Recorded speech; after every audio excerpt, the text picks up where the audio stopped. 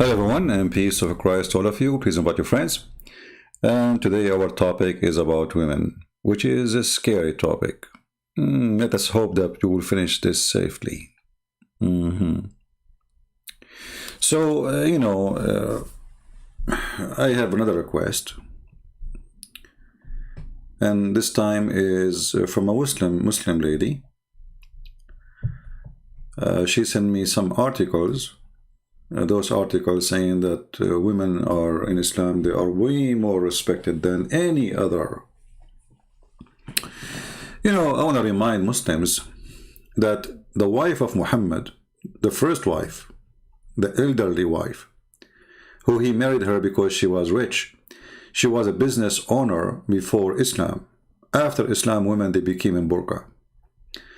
Before Islam, there is women in the Middle East, they used to be queens, rulers, and history report many names. After Islam, women, they became an object of sexual joy and kitchen stomach joy. Today we will show you some examples. We cannot cover the whole topic because this is a huge topic, but if you read my book, Sex and Allah, you will see how Islam look at the women. They are nothing but sex promise. But here we have Dr. Zakir Naik, who is very, very, very educated Muslims about Islam, according to Muslims. He will tell you what is the legal rights of women in Islam. Let us see. Discuss the legal rights of the women in Islam. Legally, men and women are equal. If for the crime they commit, they get the same punishment. Okay. For example, see here you see that there is no decency with Muslims who explain Islam to us. Is it true that the punishment for women and men are equal? Let us go and see the Quran. Let us say there is a man, he is a homosexual, and there is a woman, she is a homosexual too. Let us say lesbian, sorry. What is the punishment for the man and what is the punishment for the women according to the Quran? Remember, he said this is, they have equal punishment. So if we go in the Quran, we find this.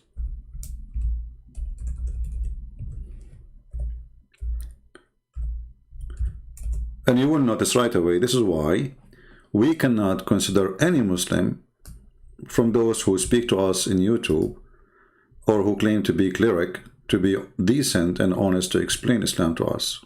We cannot trust them. They are not trustworthy. This is the Quran. This is not Christian Prince saying, this is not Zakir Naik saying, this is the Quran.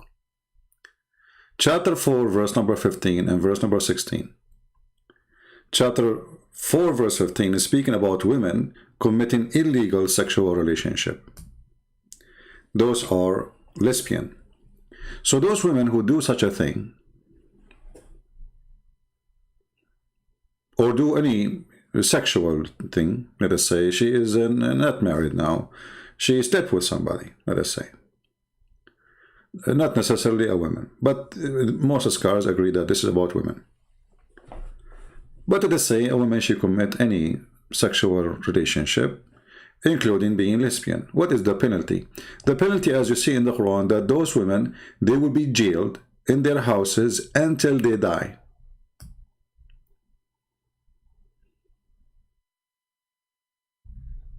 This is the punishment of a woman committing illegal sexual relationship, which is like being lesbian. What is the punishment of a Muslim man if he commit the same exact sexual act, if we can call it illegal? If two persons among you, men and women, they commit illegal sexual intercourse, punish them both. If you go and read the Quran, by the way, this is fast translation here. It says, if two person, men and women, this is not true. It says وَالَّذَانِ, and both those two men. If two men, if you change the translation, you will see this is why If you remember yesterday, we have a Muslim, is an African Muslim. He asked me to read it from Rashad Khalifa translation, you remember? And we noticed right away that in the chapter we were reading from, 79, verse number 30, you know, there is the whole sentence is taken off from the Quran, and he changed the whole meaning. So if we go and find different translator, we will find that the Quran totally changed. Let us go to Yusuf Ali. Let us see what he will say. If two men among you, do you see how things change? And the other translation says, if two, and then between two bracket, women and men. In fact, this is about homosexual. If two men among you. And the Arabic is so clear. It says, so I mean, it's even a stupid kid who don't know Arabic yet, like let us say in his 6th grade, he will know that this is about men. But look, we just change the translation, and we find different punishment if two men have sexual relationship together.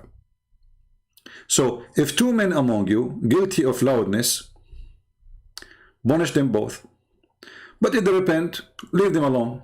Okay, if we go and read the interpretation for this punishment, you will see, beat them by sandals, insult them.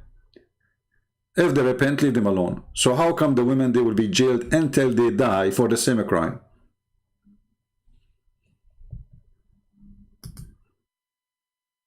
Do you see why we say they cannot be considered to be decent people to explain to us their religion? He just said women and men are equal. Is that a God talking? The Muslim, they will say to you, but this is abrogated. Are you saying your God, Allah, he found that he's stupid and he's changed his mind? And have you ever heard of religion like this? So if two women, they do sexual relationship together, they are lesbian, we jail them until they die. That's it. There's no forgiveness. But if there is two men, they do the same crime, if we can correct a crime, you know, because this word is dependent in the society and the culture. In some culture, you know, this is not a crime. In other culture, it's a crime. In the religion of Islam, this is a crime. All right, no problem. But how come the God of Islam is not dealing justly between male and female? Two women sleep together, two men sleep together. Well, how come when the women, they sleep together, they have to be jailed until they die? But if a men, they sleep together, we beat them by sandals and we let them go after that. And actually, I think if you beat a homosexual with sandal, he might like it. Chapter 4, verse number 16, about men having sex together. We can go and read the interpretation for it, so Muslim, they will not say, oh, he is making up interpretation. This is not even about homosexual men. Let us go and see if this is true or not.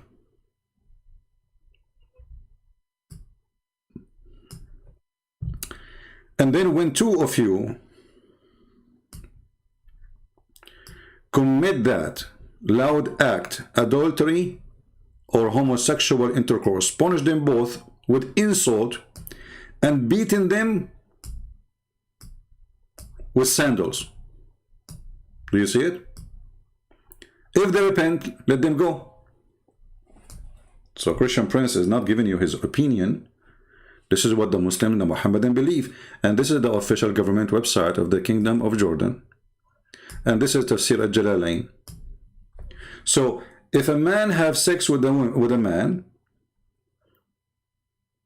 we beat them with sandals and we let them go. But if a woman have sex with a woman, we jail them until they die.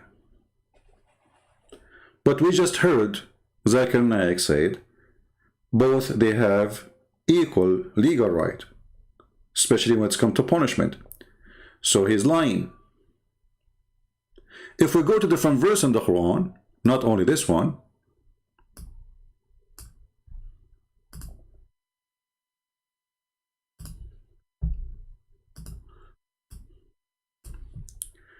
we will find the following as an example.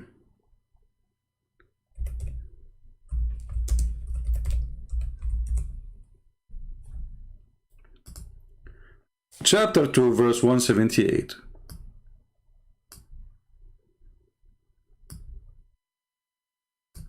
If we go back to Zakir Naik, hello everybody from Philippines, from Brazil, from Africa. I'm so glad to have you. God bless you all. You're welcome. And I apologize if I don't answer you. You know, as you see, we are focusing on a topic. So, Zakir Naik, he says, in the case, as an example, in the case of murder. Did he say in the case of murder? Let us go there. No, this is not Zakir Naik. Hold on. Let us go back to Zaksuk. Legally, men and women are equal. If for the crime they commit, they get the same punishment. Say the liar? For example, yeah, example. If a man kills a woman, the man is put to death. Okay, hold on. Let us go to the Quran. If a man, he killed a woman, the man will be put to death. So what this book is about? I mean, what this guy is talking about, so why the Quran say something else? Oh, who you believe, the law of equality is prescribed to you in the case of murder. So now we are talking clearly about murder. About what? Murder. The free for the free. So if you kill a free man or a free person will be killed. If I kill your slave, you kill my slave. Slave for the slave.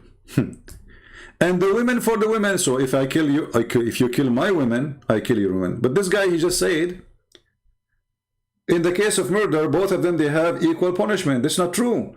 In the case of murder, both of them, the victims, we will have two victims, not one. Because now if you kill my women, I kill your women. So both women, they are not part of the crime. So neither me or you are killed. Zakir Naik will say to you, this verse is abrogated. So here we go again. The Quran. So are you saying to me that Allah, he fixed it? Are you saying to me that Allah, he made a law for the murder and he found that this is very stupid? Are you saying to me you are not proud about this verse of Allah and you are proud about different verse? So you are quoting one verse you like and you ignore the other verse you don't like? Here you see that Islam is not even to be considered. Because there's no way, I mean, even Joe Biden, he don't change his mind every few weeks about an order. I mean, what's wrong with this God? In the case of murder, murder is a murder from the time of Adam until now. Nothing will change. So the punishment should be a punishment, and justice should be justice always. So when Muhammad, he practiced this verse, he was practicing justice or injustice?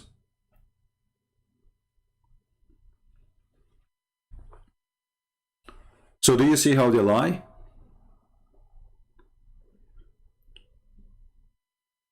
When Zakir Naik says that legal right for women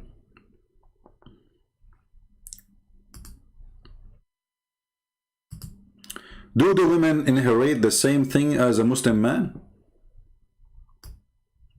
The answer no.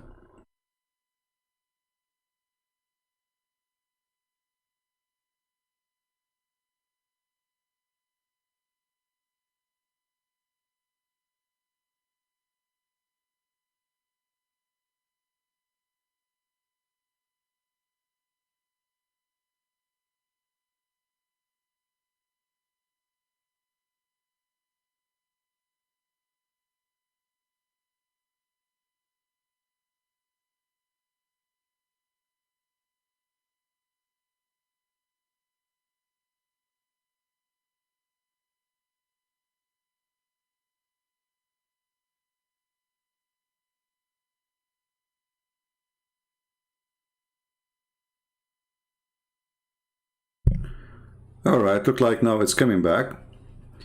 You see, because from my side, do we have a connection or not? Let us see. Yeah. See, from my side it says excellent connection, and I have actually the scale here is showing me that my internet is very strong. Still, YouTube was, you know, maybe there's an issue in YouTube. So anyway, we go back here. And you will see that in the case of women, a man, he can beat his wife, but the wife, she can't beat her husband. Is that a legal issue? Absolutely. But Zakir Naik was just saying that when it's come to legal and punishment, they are equal. If this is true, well, if somebody do wrong, according to this verse, only women, we can beat them, and we have the right to stop sleeping with them. We have the right as men to school them. We have the right to beat them. If they obey us, we stop doing all of those things.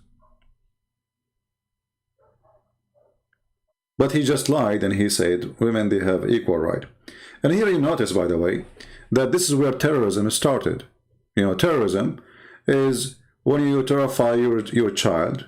You just say you are a very aggressive father, and you terrify your wife. So you are very terrifying husband. You use violence in order to silence anyone who will oppose you. This is the purpose of terrorism. Somebody who don't agree with you, so we scare the hell of them, and then they have to agree. Otherwise, we will keep doing what we are doing until they agree. That is the truth about Islam. So if a woman, she commit adultery, we jail her until she die, as we saw in verse number 15 and 16. But if a man, two men, they did the same act, we beat them with sandals, and if they repent, we let them go. But if they are women, we jail them until they die. The Muslim, they will say to you later that Muhammad in the hadith, he said, if a man, he commit this sin, kill him. Here you notice that Muhammad is a prophet for a different God, because if the Quran says those who commit two men commit like homosexuality, just harm them and beat them by sandals, and if they repent, let them go. And then you say to me that Muhammad, he changed that and he said, no, kill them. Here you notice that Islam is a very confusing, stupid cult, because there is no way that a prophet, he will oppose his God, and there is no way there's a God, he opposes a prophet. And if Allah, he said to Muhammad, I changed down my mind about those verses, well, he should give him verses against them. Same time, what kind of God he changed his mind about it? I mean, it's so clear that this is your decision. So did anything change? If two women 1400 years ago, they have sex together, or two women, they have sex together today, what is different? Nothing. You see, this is not about economy. This is not about mathematics. This is not about going to the space. This is not about going science. It's about two women sleeping together. So why the punishment for the women is not equal for the man?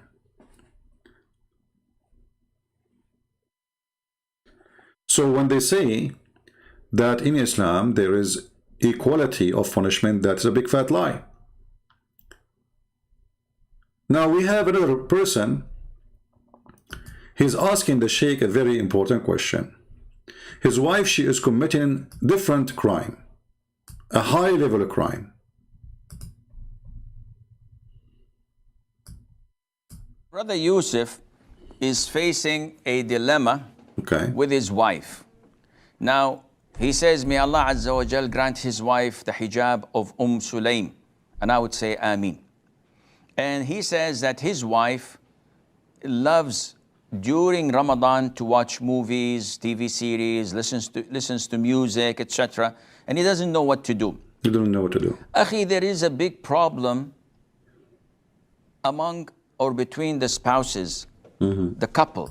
When one of them all of a sudden starts to be practicing. This problem would not have appeared most likely if before you got married, you selected a spouse or a wife to be in the same or better than you in your religious practice. So if I were to get married, I will not choose a belly dancer.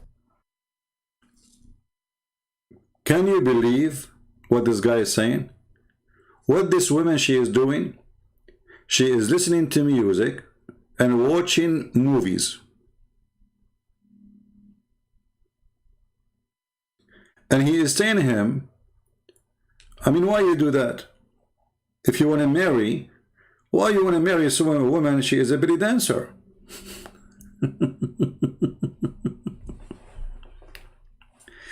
And I assure you that those who grow their beard, they don't only watch belly dancers, they watch porn non-stop.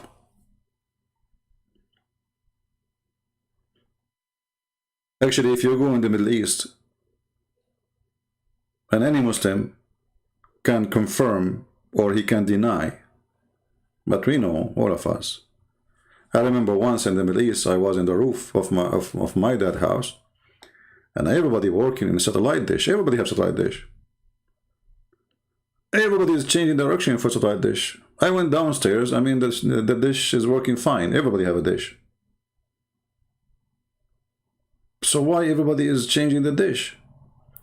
Afternoon, you know, we went. I met some friends. I was a teenage. They told me, did you change the direction of this dish? I said, why? They said, because the porn channels, they are in different satellite now. So everybody in the roof in the whole city, Muslims, Christians, you name it. But for sure, the majority are Muslims. Everybody in the roof is changing the direction of the satellite to watch porn. But everybody in the ground is very religious. They pray 5 times a day. Women, they wear burqa.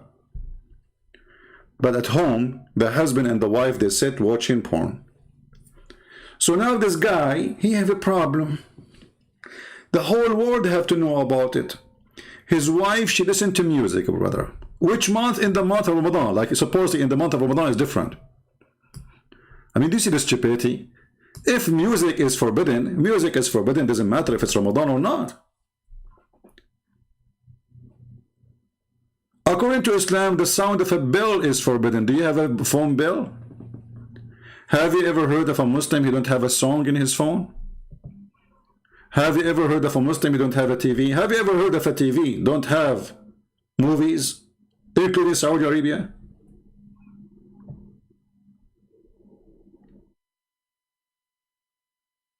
This guy who lives in Saudi Arabia, how come you don't dare to open your mouth about the new beach is open for the bikini in Saudi Arabia right now? Do you dare? So those people are potatoes, you know, they present something is not even exist. If I go right now to YouTube, you know, when you hear those people speaking about my wife, she is listening to music, you will think that this is a very conservative society.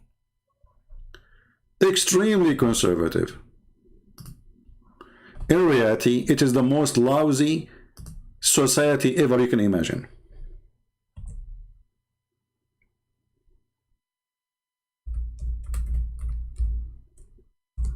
I will type only one word in YouTube.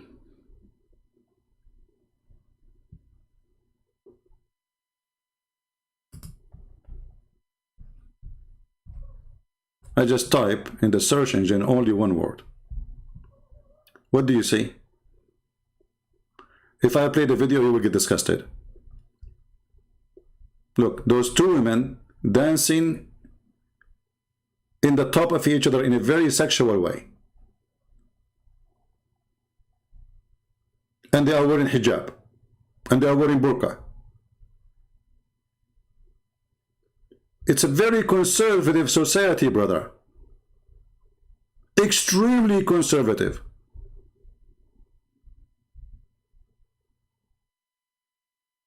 You cannot believe how conservative it is. Look, those YouTube, they blank them because they are too much, they are blank. You have to sign in to see them. Do you see? Even YouTube, I mean YouTube who allow nakedness, even YouTube is putting a blank image in the top of them. Did you notice? Did you notice? Look at this. You have to sign in and click that you are 18 and over so you can see it. This is how bad it is.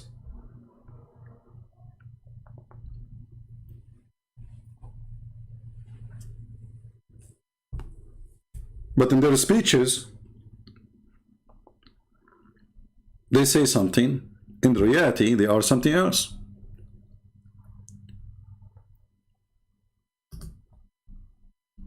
So this wife, she is listening to music.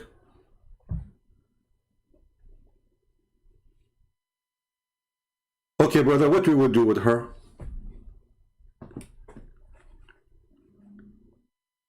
Here you see that this guy is not being a man to say what Quran teach, because maybe YouTube will shut him down. Is it the Quran says if your wife disobey you, beat her? Actually, you know what? Let me search for the same sheikh, the shaky sheikh, to see what he say about beating wives. Maybe we can find a video about it, made by him.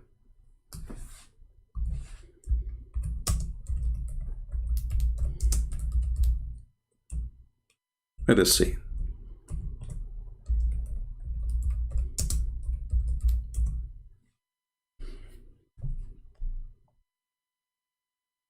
We found a video by this guy about it. Atib says about the beating of a wife, and he quoted a hadith and the verse of the Quran, etc. Akhi, the general trend is that Allah ordered men to be kind to their wives. Allah says in the Quran, وَعَاشِرُوهُنَّ بِالْمَعْرُوفِ. You have to live with them in what is normal, what is kind, what is well known to people, to be accepted. What is that? You have a mother, you have a wife, you have a daughter, you have a sister. Here you notice the hypocrisy. I mean, there's a verse in the Quran says beat them, and now you are saying to me that the Quran says be nice to them? No, you're a liar. The Quran says be fine with your wife if she obey you. She don't obey you, we beat her. This is the normal. The second she don't, or even you fear that she will not obey you, you beat the hell of her. And you don't like people to deal with them harshly or in a violent way. So this is the general trend. This is general, okay. However, what goes behind closed doors is something that only the man and his wife are capable of handling. There should be no outside interference, because whenever there is interference from the families, things go south. Also, the Prophet ﷺ told the companions that a lot of women visited my wives and complained to them of their husbands beating them. By Allah, they are not from among the best of you. Did you just hear what he said? The women who complain about their husband beating them, by Allah, they are not the best of you, they are the worst. Why? Because they complain that the husband is beating them. But you just said in the beginning, you should be fine, kind to the women. And now you are saying that the woman, she complained from beating her by her husband. For sure, she is a bad woman. So, in Islam, even the right to complain after the man, he beat the hell of you, is taken away from you, because now any woman, she will not complain, because if she do that, the Prophet said that the woman who complain because her husband beat her, she is a bad woman. Another way, he's saying she is a whore. She have no right even to complain, and for sure that means she have no right to call the police, because the police will say to her, well, he's your husband, he have the right to beat you. If the neighbor is the one who beat you, we can arrest him. But as long as your husband, well, he have the right to beat the hell of you. So here we see how Islam legally, as Zakir Naik says, treat women equally, to the point the women, she can't even complain about her husband beating her. And complain to them of their husbands. A lot of women visited my wives and complained to them of their husbands beating them. By Allah, they are not from among the best of you. See? Meaning these men who beat their wives are not among the righteous. Look at this idiot. The hadith is the opposite. He says, by Allah, that those women who complain are not the best of you. He make it about the men.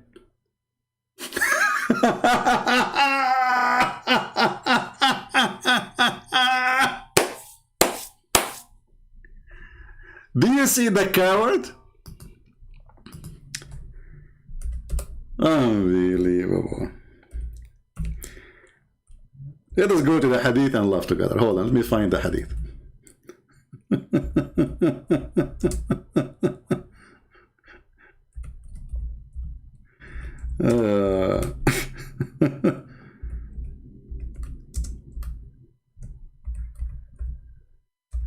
You see, because in Arabic the language is very clear.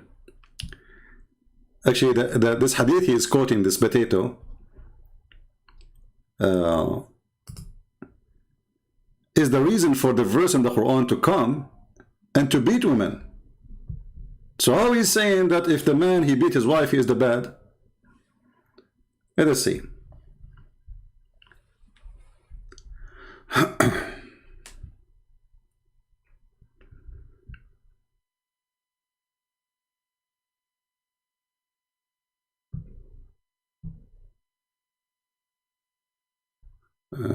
Let's go to this one.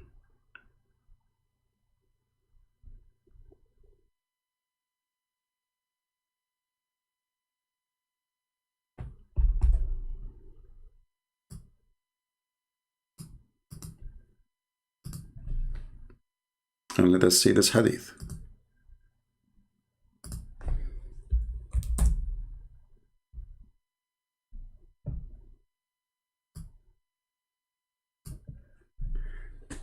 It says here that the Messenger of Allah is saying, don't beat God's handmaids. But when Umar came to God Messenger, to Allah Messenger, he said, the women have become blonde toward their husband. So he gave a license to beat them.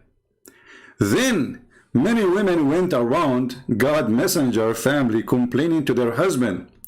And he said, many women have gone around Muhammad family complaining of their husbands. And then he said, those are not the best among you. He was speaking about the women because he is the one who gave license to beat the women.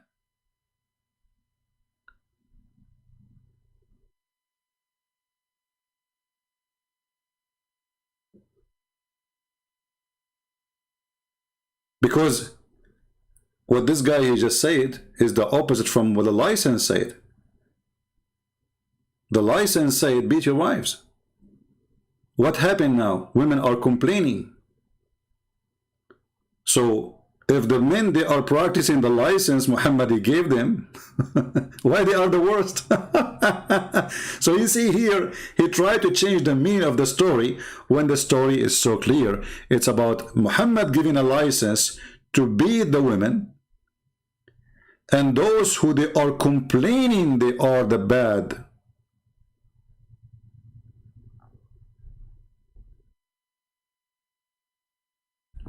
Let me show you here, just to show you how we can make it clear.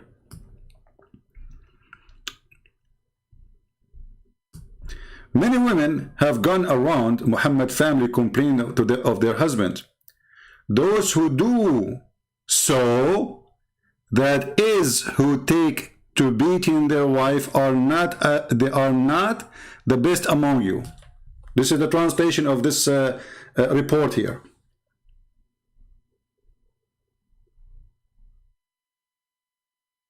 Look what the translation is saying. Those who do so, do what? Complaining.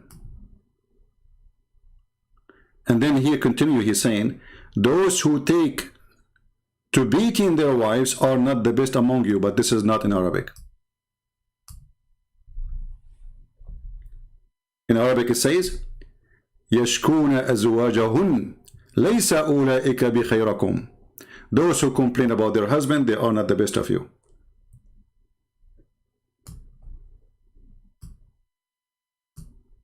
Now here we need to ask the question,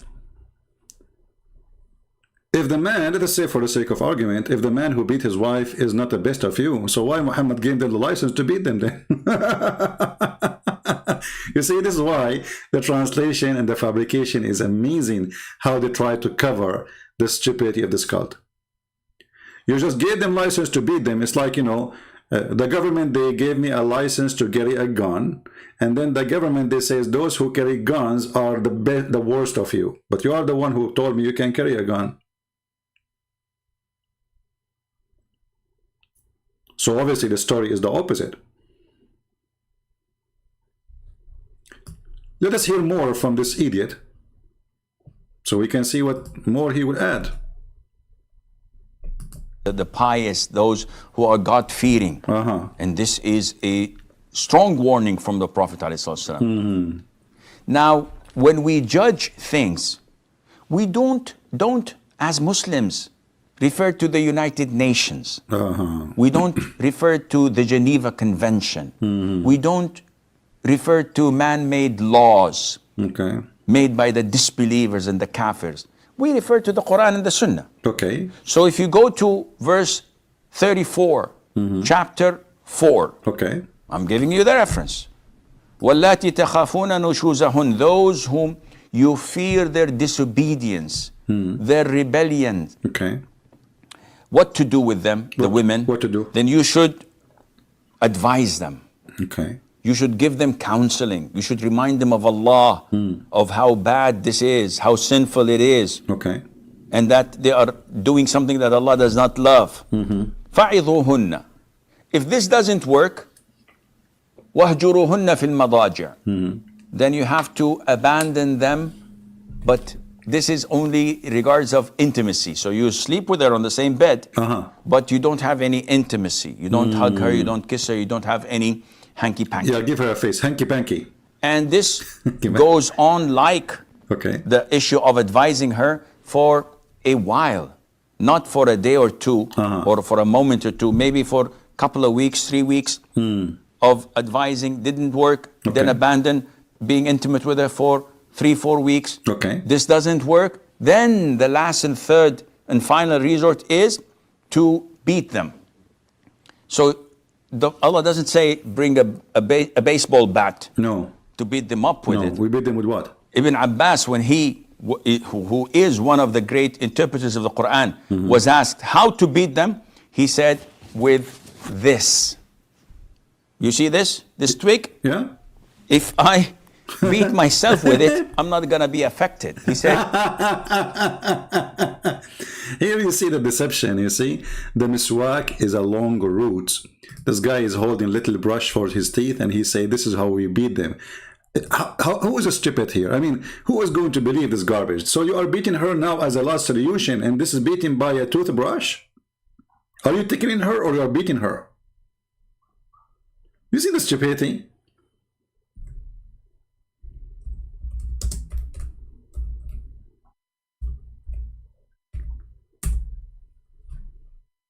Someone saying that the daughter of Bill Gates, she married a Muslim. Well, they are atheists.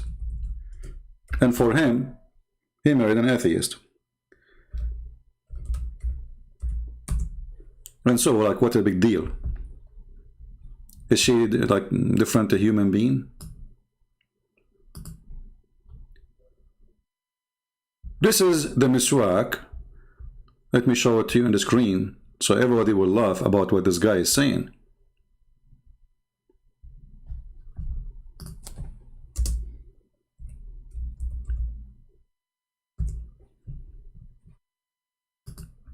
Look what he is talking about. This is what you beat the women with. And this is after they cut it pieces and they make it small. Let us put it in the screen.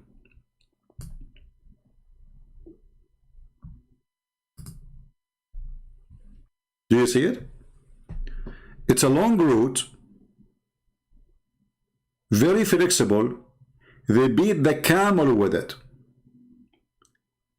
It's like even way more harmful than a belt.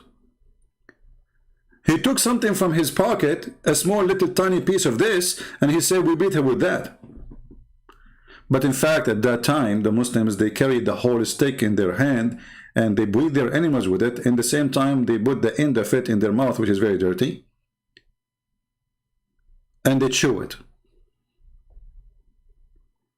Because remember, the penalty is it's a penalty, it's not a reward. You are beating the woman so she might obey you. Well, if you gave her a toothbrush tickling, that is not even a beating. You are fooling who? And now, because it became expensive, all the Muslims, they want to do what Muhammad used to do, so they cut it pieces and they set it. But this is not what Ibn Abbas was holding in his hand, you coward.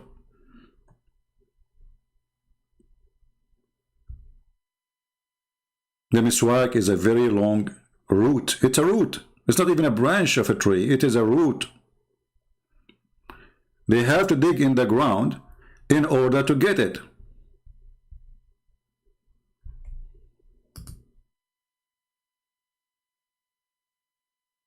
They dig in the ground. And then they get the root, and all of us, we knew how root is flexible. But at the same time, it's hard. And you can tell, I mean, you can see the structure of this wood. So they lie and they say, oh, this is not really a big deal. This is what they beat the wife with. You see this Abdul is selling them?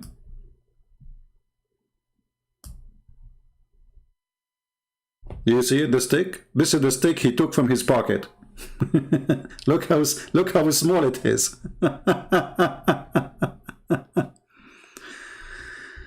I mean, cowardness, lying, deception is the business of Islam. Brother, it is this, you beat her with this. With this, brother. With this.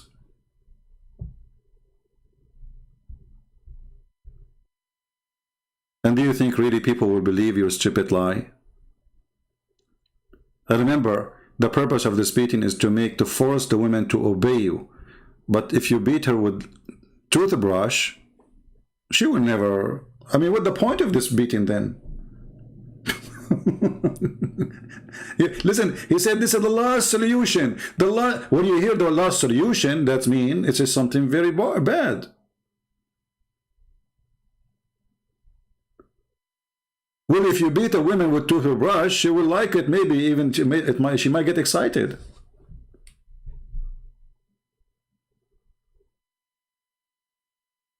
Imagine this Abdul coming to the bedroom of his wife and he have a toothbrush in his hand.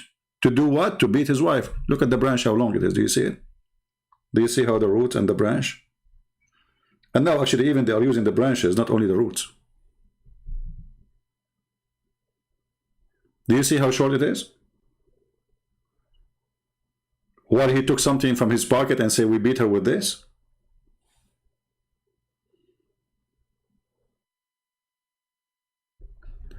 Let us go and get them busted from their prophet story. A woman, she come to Muhammad. And her husband, he did beat her until her skin became greener than her clothing. The guy, he just said to us, we beat them with the toothstick, and very short thing. Read carefully. Rif'a divorced his wife, whereupon Abdul Rahman ibn etc. blah blah blah, he married her. So this is a woman, she got divorced. And she got divorced 3 times. And according to Islam, if you divorce your wife 3 times, she can't go back to you unless she go and F a new husband. If, not marry only. She have to do nikah, not only marry.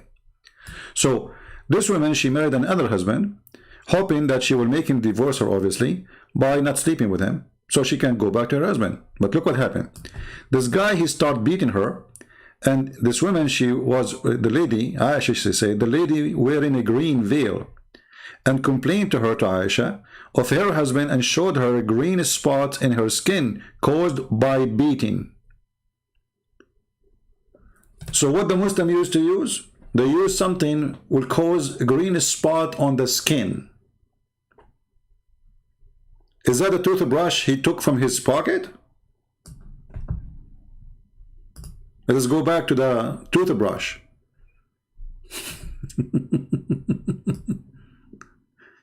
You beat her with what, brother? That I'm not gonna be a Show us again, show us. This is what he was beating her with. So the greenest spot was caused by this. Let me zoom in so you can see it better. Brother, do you see he beat her with what? I mean, come on.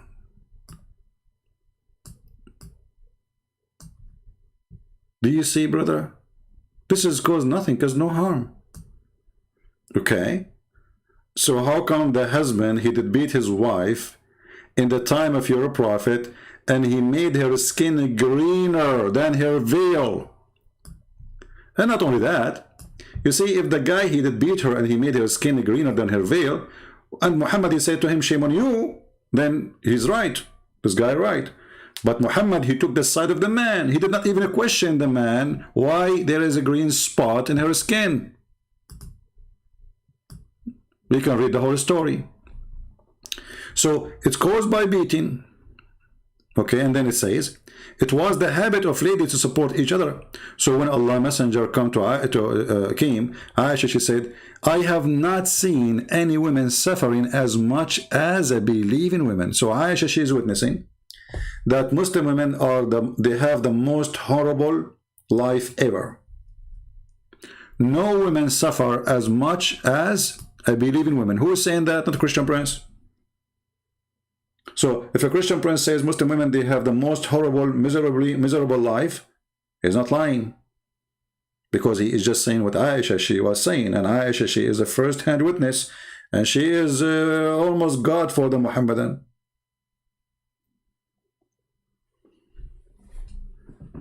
And for sure, not because they respect her, but because she is the sex toy of Muhammad. I have not seen any women suffering as much as a believing woman, which means this is the case for all Muslim women.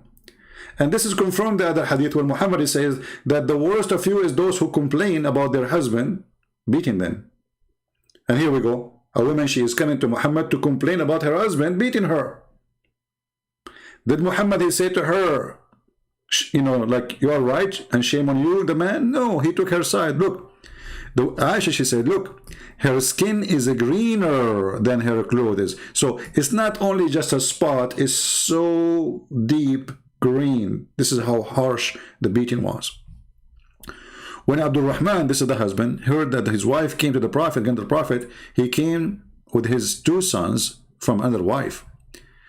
And she said, by Allah, I have done no wrong to him, but he is impotent, like Muhammad. And he is useless for me, like this, holding her dress, which means he cannot sleep with her.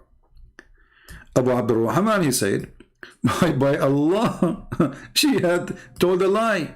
I'm very strong and I can satisfy her, but she is disobedient and want to go back to Rif'ah. We will go back to disobedient. Okay, let us say for the sake of argument, this woman, she's lying. The woman, she don't want to sleep with you. What is the solution in Islam? Beat her and rape her. Because that's what Muhammad will say to her now. Allah Messenger said to her, if this is your intention, then you know that it's unlawful for you to remarry Rif'ah unless Abu Abdul Rahman, he do bang bang with you. By the way, the translation is absolutely false. Muhammad, he did not say unless he have a sexual intercourse. He said unless he taste your juice. Unless he taste the water of your vagina. I can go right now to the dictionary and you will see, I showed it before in the previous video, you can watch it.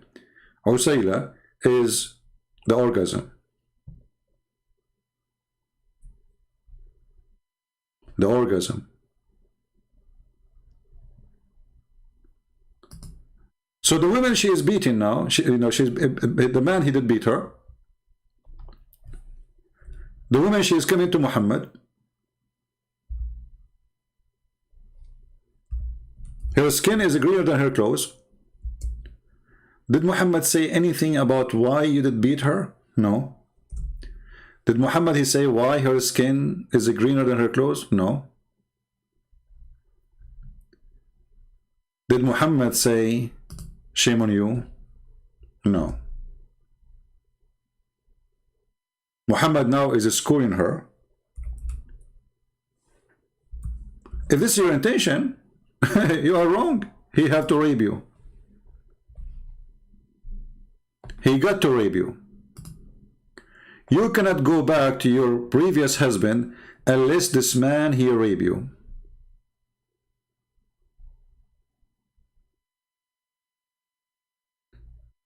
What kind of a justification will be for such a thing? And then he said, the Prophet then he saw the man, they saw the two boys of Abdul Rahman, and asked him, are those your sons? Abdul Rahman he said yes. The Prophet he said, you claim what you claim, speaking to the women, i.e. that he is impotent. By Allah, those boys resemble him as a crow, resemble a crow. But look at this stupidity. Maybe the man now he cannot do it, and obviously the women she don't want him. Secondly, why a woman she wanna go sleep with the man he's beating her? Number three, what is justice? Why you are forcing the women against her will to go and sleep with the women? Obviously he is bad. So here you see Muhammad saying that you beat your wife to force her to go to bed.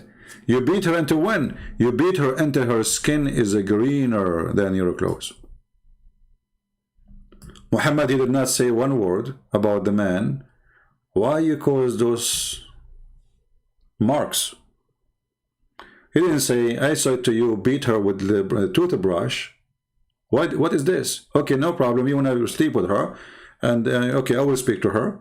But why you did beat her until you made her skin greener? Muhammad never complained. He took the side of the man, and he say, if this is your intention to go back to your previous husband, you should know that you cannot do that unless he tastes your orgasm. In different hadith, until you taste his orgasm and he tastes your orgasm. The Muslim they translate that as sexual intercourse. Well, for sure it is sexual intercourse, but why you are changing the words? You see here in the same story, they put it there, taste your sweetness, and you taste his sweetness. But this is false translation too. Taste your orgasm. What sweetness? And why they are putting the word sexual intercourse when Muhammad is speaking about tasting your orgasm, which means you have really to do your job and make him happy in the bed. Do you see it? This is why it's very important when you want to talk about Islam to know Arabic, because their translation is always a fabrication.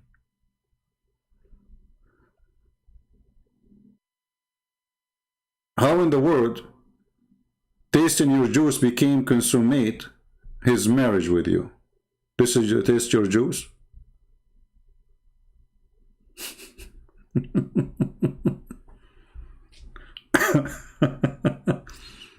Look here, translation. Unless and until you enjoy the sexual relationship with him and he enjoyed the sexual relationship with you. What kind of justice does justice is? So you want to go back to your husband? Okay, no problem. Well, you have to F this guy and he have to F you until he enjoy you. And you have to be sure to give him a good orgasm. After he finish, you can go back to the other husband. And this is, by the way, a rule proving again that Muhammad, he abused women in extreme filthy way. Because why, if a man, he divorced his wife 3 times, you punish the women, not the man? And why you allowed divorce to be so easy if you are against it? What about saying that the man who divorced his wife 3 times, somebody have to F him? Not to F the women. Because she is not the one who did it.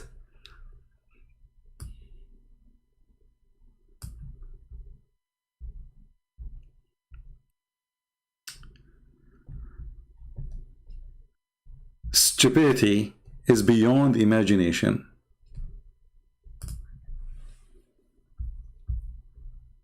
This is chapter 2, verse number 230. It's unlawful for you, if your husband divorced you 3 times, to take you back unless you go and if a new husband. And if you don't if him good, the other husband will beat you until your skin became greener. And this is the only way to go back to your children from the previous husband. Because obviously this woman, she don't care really to go to the husband, but most likely she have a bunch of, boys and girls waiting for her at home. She's forced to marry this guy. And you can tell from the story, most likely maybe, that she is lying. Which means the filthy Muhammad and the filthy God of Muhammad, if he exists, he forced this poor woman, who she is a victim of divorce. She is not the one who divorced the husband.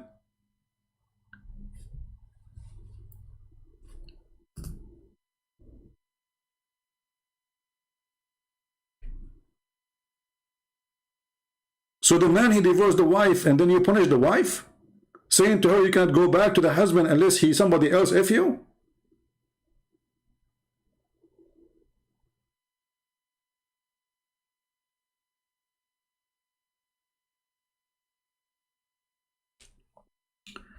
And the Quran go far in the abuse of women.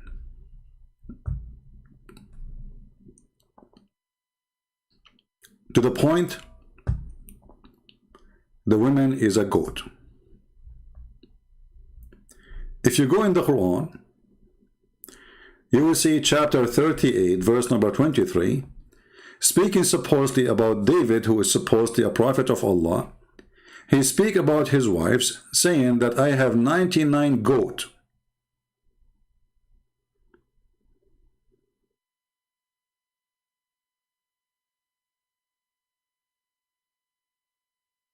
Do you see it, Muslims? I have what? 99 goats. Question to Muslims. Why the Quran describe the wives of David as goats?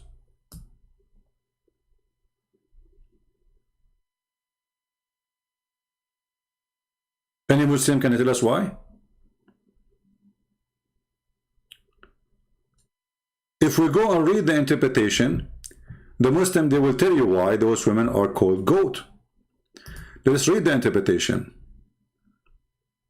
What happened to this website? Is not working. Here we go. The official government website of the Kingdom of Saudi Arabia.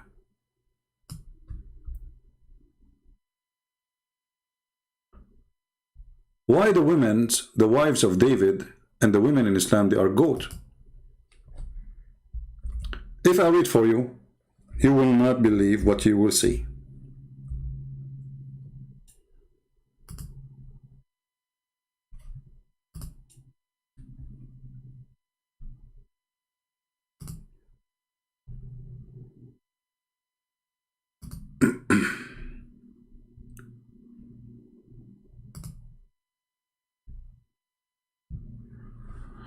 Let us see here.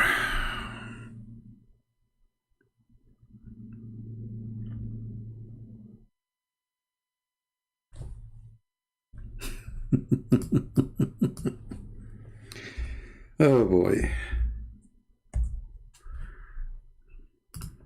Yeah, there is something wrong in this website. Hold on. Give me a second.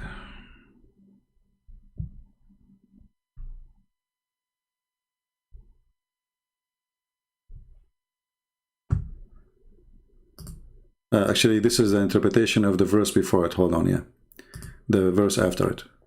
Okay. This is verse 24. Let us go to the verse 23. All right. And now, okay. People, I will put in front of you a reference. I want you to read carefully, and I want the Muslim to challenge me. I want the Muslims to make videos exposing my lies, proving that this is not true. This is the interpretation of Al-Qurtubi.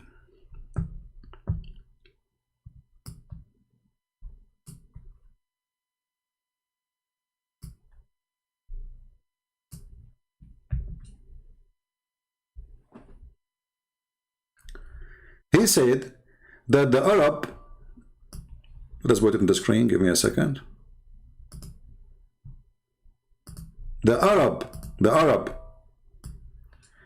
they call women goats or sheep. Okay. And here he continue. He says, and she can be called a cow or a female camel, because all of them will ride them. So why the women, they are called goat or a cow or a camel? Because all of those will ride, including women. Can you believe that this is a religion like this? Translate to English, maybe Christian Prince is lying.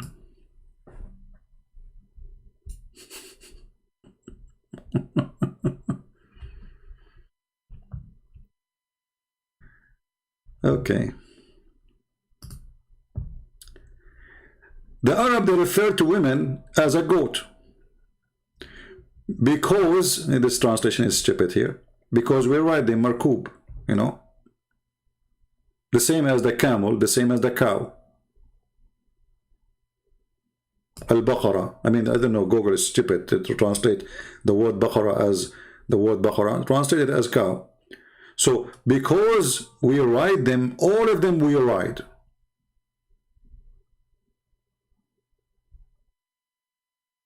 Maybe if we open Google Translation and copy, text alone will work better. Let's see. Google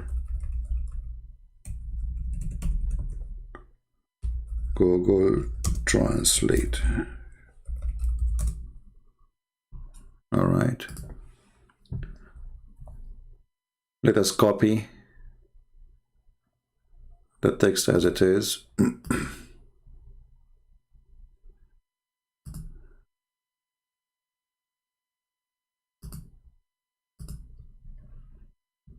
All right, we go here.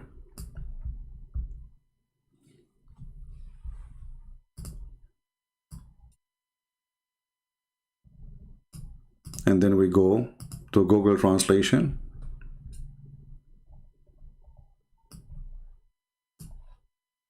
Let's zoom in.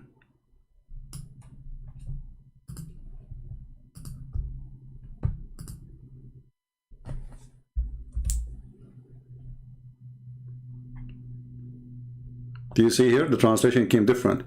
Because all of them, every one of those, we write them. So the women, we can call her a cow. We can call her a female camel. Because each one of those, the cow, the goat, the camel, we ride them. And now let's think about it. Let us say, for the sake of argument, the Arab, they use those terms and they are rude.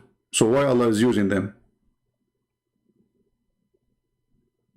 Secondly, you stupid. What do you mean the Arab? This is David. Do you see the stupidity? What do you mean the Arab? They say that. This is David is talking supposedly. Since when David is an Arab?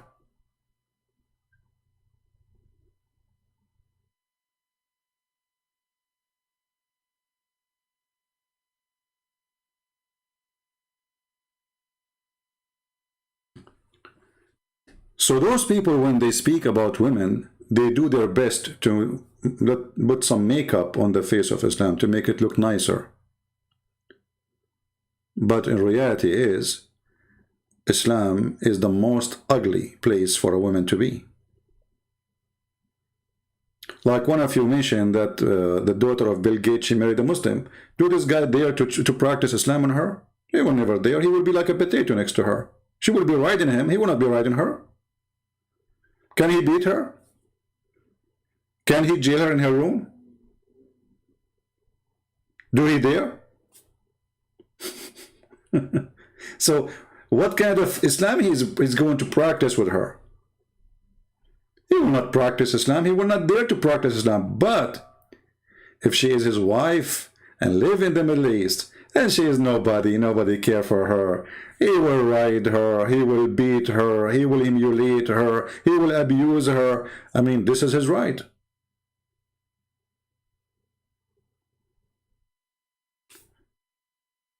Actually, I always ask myself, why in the world any woman, she want to marry somebody, believe that she is a goat? Unless she is one. To marry a Muslim man who believes that you are a goat and equal to a goat, well, then you are what he is saying, because you accept the terms and the conditions. Right?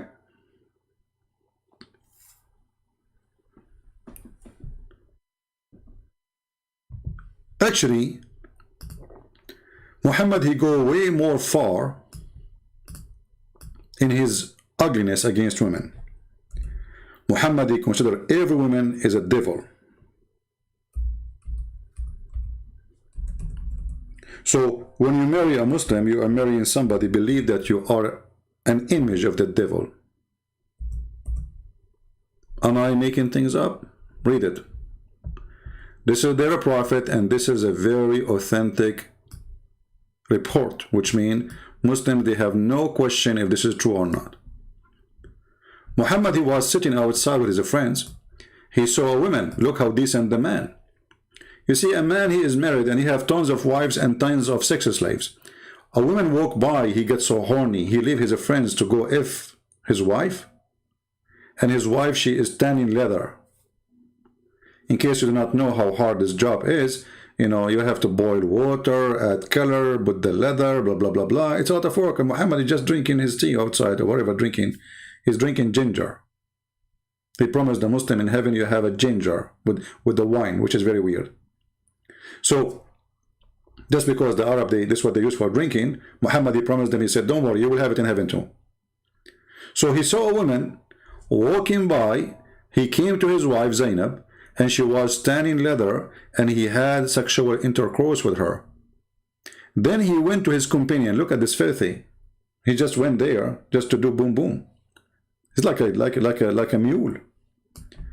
And then he said to his companion, who he left them, because now he given one excuse why he left. Well, the guy, his penis is in trouble. He's a decent man. He's keep looking at the women in a sexual way, obviously, because why, if a woman, she walk by, you get horny, unless you are looking and thinking about her in a sexual way. Correct? I mean, all of us, we go on the street. Do we get horny just because we see a woman in the street? Are we animals? Are we horses? Are we donkeys? We're human. The woman, she did not do anything. She is not wearing bikini. This is a Muslim woman walking by, and she is wearing a burqa. And now Muhammad, he keep looking most likely at her ass, and her ass is like the antenna of sex for him. So he got horny, he go to his wife. And then he said, after he came back, the woman advances and retires in the shape of a devil. But the woman, she did nothing. But look what he said. The woman, she advances and she retire. So it doesn't matter what you do if you are a female. Just walk by, you are the devil. You go back home, you are the devil. You come from home, you are the devil.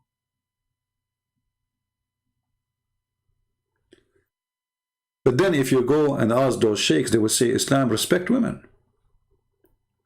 You see, he's not talking about a specific woman. He says women. إن المرأة تدبر في صورة الشيطان تقبل في صورة الشيطان and وتدبر في صورة. She come in the image of Shaitan and she live in the image of Shaitan.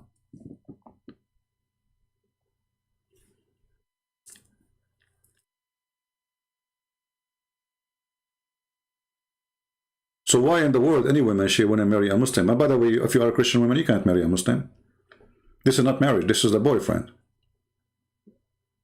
Maybe you can register him in the court. You know, this is civil court.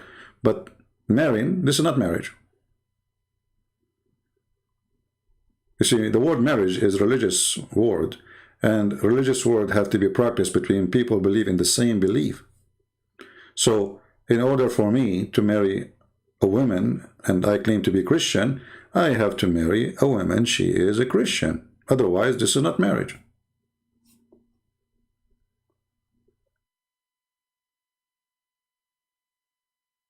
Because marriage, you know what the Bible says, what God unite, no man can divide, right? So the marriage is done under the name of the Lord, not under the name of the pen of the court. And we don't have the same Lord to bless our marriage. While Jesus, he ordered the man, he said, okay, you will be the Lord of the house, you are the master of the house, no problem. But you will be the same as a Christ. He gave himself to the church. So the Messiah, he made the women equal to the church, which means the duty of the man is to give himself to his house, to his wife, is to be a servant of the house, even though he is the master. This is why you see Jesus himself, he washed the feet of his own disciples. And he said to them, if you don't do that, you don't belong to me. So the master of the house in Christianity is not the same as the master of the house in Islam. A master of a house in Christianity is a man who loves his wife, take care of her, not a man who beat her. The second you are beating your wife, you are breaking the command of God. Where Jesus, he said, the same as the Messiah gave himself to the church, you give yourself to your women.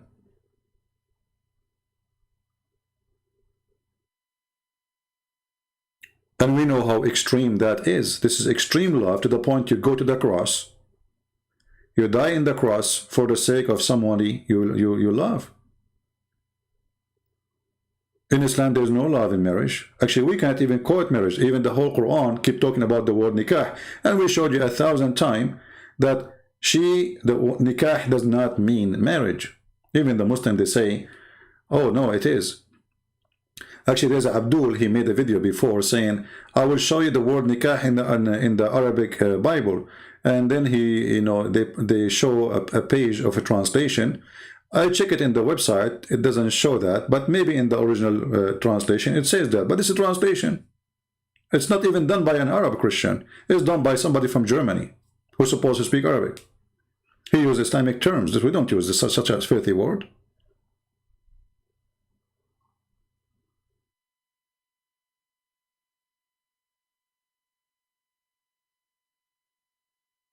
If Islam actually give any respect to women, then we should have even the same equal, reward in heaven. Like you see, the guy, he says, we are equal in heaven. How we are equal? The man, he will have a lot of women. Even women in heaven, they will be jailed. They will be literally jailed.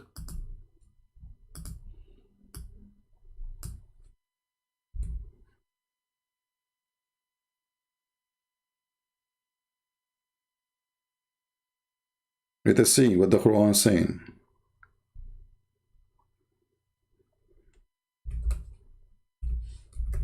You go to heaven? What kind of heaven this heaven is? You will be restrained in your tent. Do you see it? This is chapter 55, verse number 72. And no man can see you, and nobody can see you. You will spend your eternity naked in a bedroom. And not only that, the husband, if he is a bad person, he will have 70, 70, 70, 70, 70, which means he have 70 virgins or 72. Each one of them, she have 72 maids. Every maid have 72, they call it like wasifa or helper. And the 72, they have another 72. So if we calculate the numbers, you end like with 5,000 something women.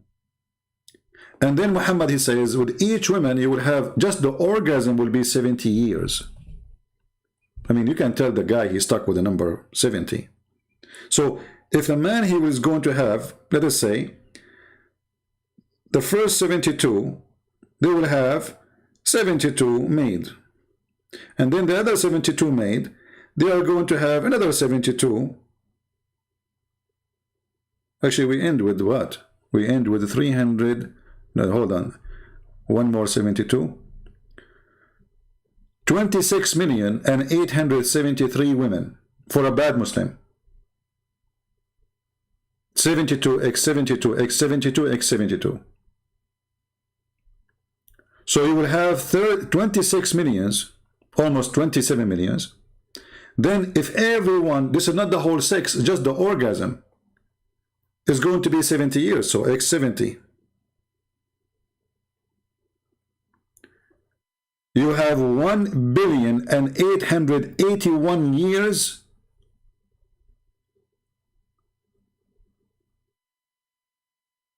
to go back to the first woman you slept with. To make it simple for you, as long as I'm going to sleep with all those women, and then with everyone, the orgasm alone is 70 years. Are you getting my point? So those women, which I'm going to sleep with them, if I sleep with a woman today, let's say woman number 1, in order to sleep with her again, I have to come, she will have her turn back after I have 1,881 years of orgasm. This is just the orgasm alone.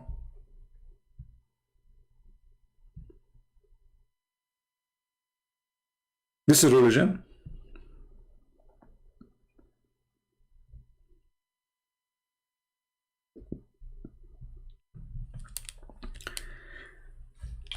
And not to forget to mention, Muhammad, he claimed that the most people who will go to hell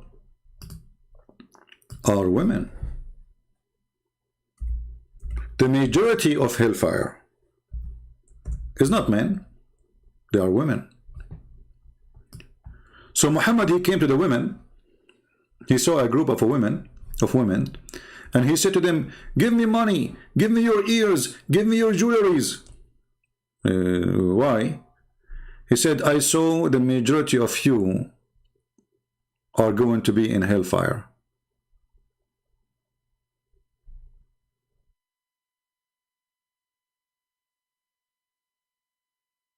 There will be what? The majority of you, they will be in the hellfire.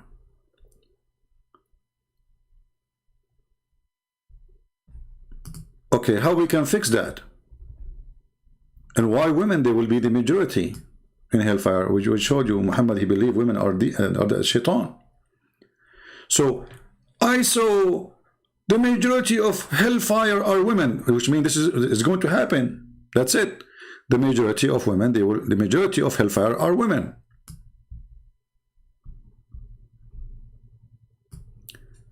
Okay, how we can go to heaven, Prophet? Well, give me your jewelries. Read carefully. Give it charity. Give it charity.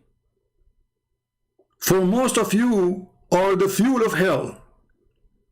A lowly woman with dark cheek said, oh, why, Messenger of Allah? He said, you complain a lot. A great deal of complaint. You are ungrateful to your husband. Then they started taking off their necklace, earring, rings, throwing them into Bilal garment. Do you see it? Okay, let us say those women are bad. They will go to hell. So now if I give you my ring, I will go to heaven? Do you see the scam? This is what they do. All the scammers, they do. Like even there is some people, they claim to be Christian churches. You see in TV, those scammers. They say to you, call us right now, receive the blessing of God, make a donation. Like, hold on. Okay, what? Wait. I mean, he received the blessing of God for doing good, no problem. For helping poor, no problem. But what this is like excitement about, like, if we give it to you, we receive the blessing of God. And okay, now we receive the blessing of God because we gave the nation. Are we going to go to heaven now?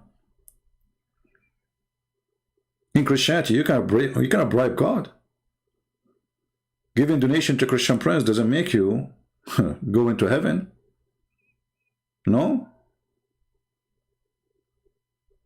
So now those people, they will go to hell. And now just because they gave their earring and their rings and their bracelet, they will go to heaven? Is that how we can fix it? He did not say to them, you have to change. He said to them, give it charity. Stay as you are. They were wrong, supposedly, according to him. But just give me your rings. Give me your bracelet. Give me your earring. And those women, they got scared, they got terrified. Okay, this is the prophet of Allah is saying to us, you will go to hell. So what we do? He said, give it charity.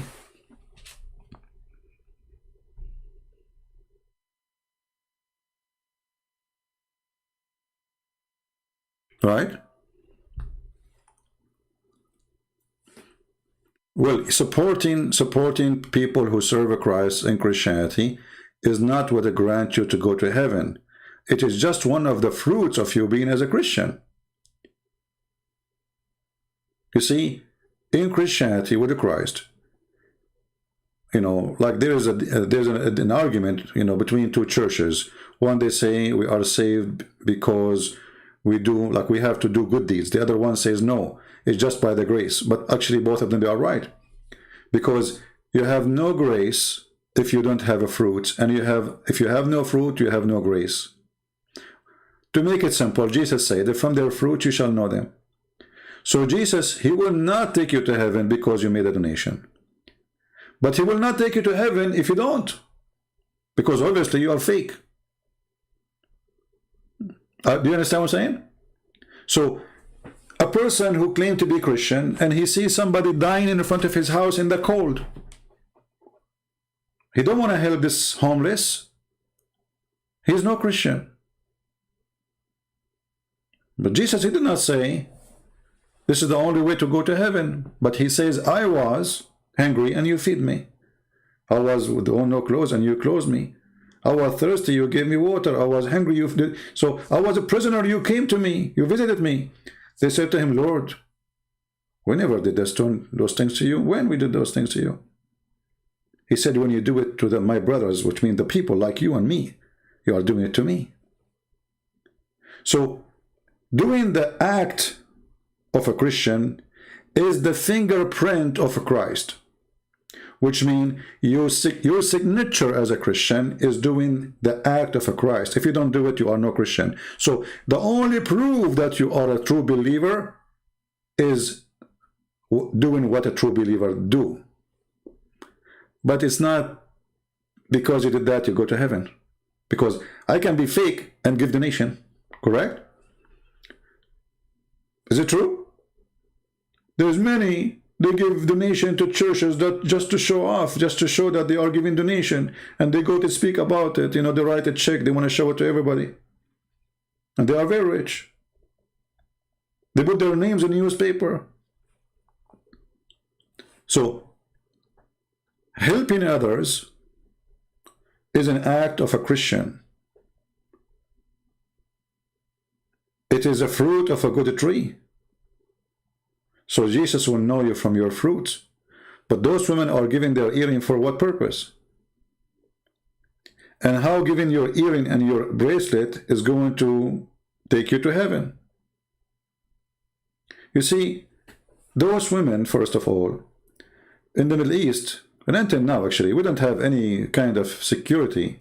Like in USA, if you get over 65, you have like a retirement, let's say, social security payment, something like that.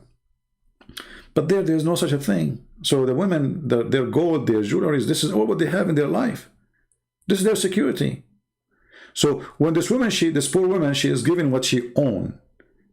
This is what her husband, he gave her when he married her as dowry. So she owned it. Muhammad, he just stripped her from everything.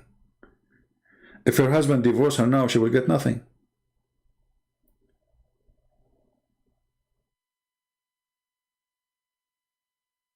So why he's asking them to pay? And how in the world he saw that most of you, most of people of hellfire are women.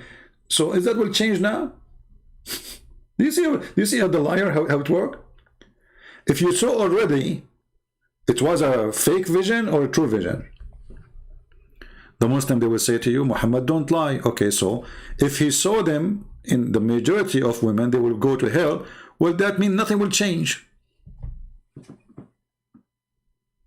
Secondly, don't the Muslim, they say that this is destiny? Do you remember? We played for you the videos about destiny.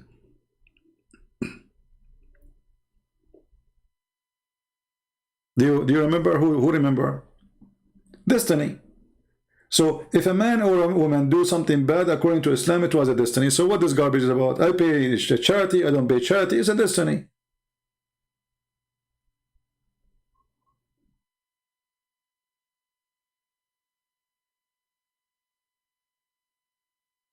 Everything in Islam is a destiny. If a man have sex with a woman, is that a choice he do? Or he does? No. It's a destiny.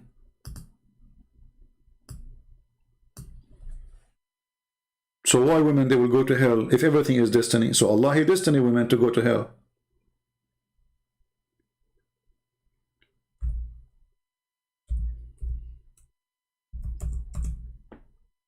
Read carefully. Muhammad is speaking, saying, verily Allah has fixed the very portion of adultery which a man will indulge in which he of necessity must commit. You see it?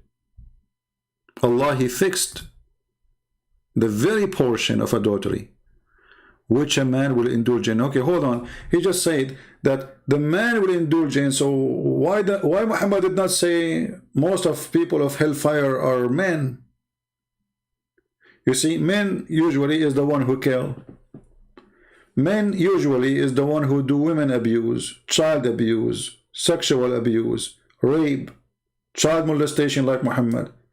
So if you think about it, if it's about justice, the one who should be the majority of hellfire, it should be men, not women. Women usually, not always, they are the most kind, the most peaceful, not always. The most, let us say, most of women crimes cannot go and reach, usually, I'm talking about usually, the standard. Like if we go and see how many male in jail and how many female, we will find that the number of male are way, way higher. Especially to violent crimes. How many women we saw them, they are doing child molestation. Compare them to men, we will find there's no compare. So why the majority of people of hellfire, they will be women? And as long Allah is the one who fixed our destiny of adultery, and you know, adultery does not happen just by a male alone, right? So when Allah, he made a destiny for the man, obviously he made a destiny for the women too. Because the man, he will not have sex with himself. There's a woman, she called the Islamic scholar, asking about, she said that she is getting older. She became like 30 years old, and this is in the Middle East. This is old age. You know, if you are 30, you are at risk that nobody will marry you. They like to marry, you know, very young. So she said, I'm afraid that I'm not going to get married. He said to her, my daughter, my sister, don't worry. The Prophet, he says, it's written on every vagina the name of the one who will if her.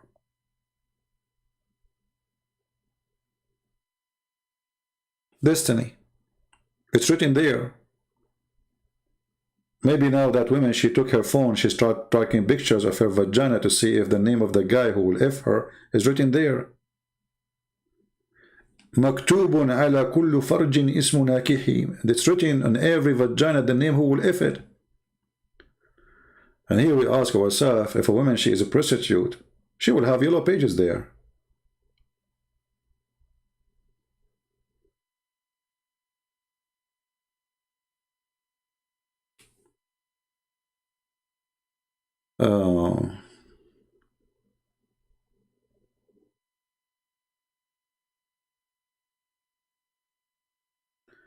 There is 2 eras of a human civilization and many years of God, BC, before Christ, and any 2 human civilization. I will explain that into quantum. I don't know what you are talking about, Grace, but anyway, focus with me on the topic, guys. Focus with me, especially if you are a female.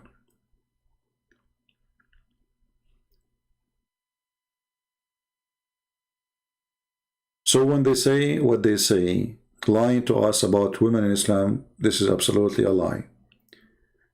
How many... Okay, you are a female. Muhammad, he said, describe you, that you are the devil. You come as a devil, you live as a devil. Even Muhammad, he described that the most evil person in the world is a female. And her name is Eve. And all women, they are like Eve. Read it. Muhammad said, if not Eve, there's no woman will betray her husband.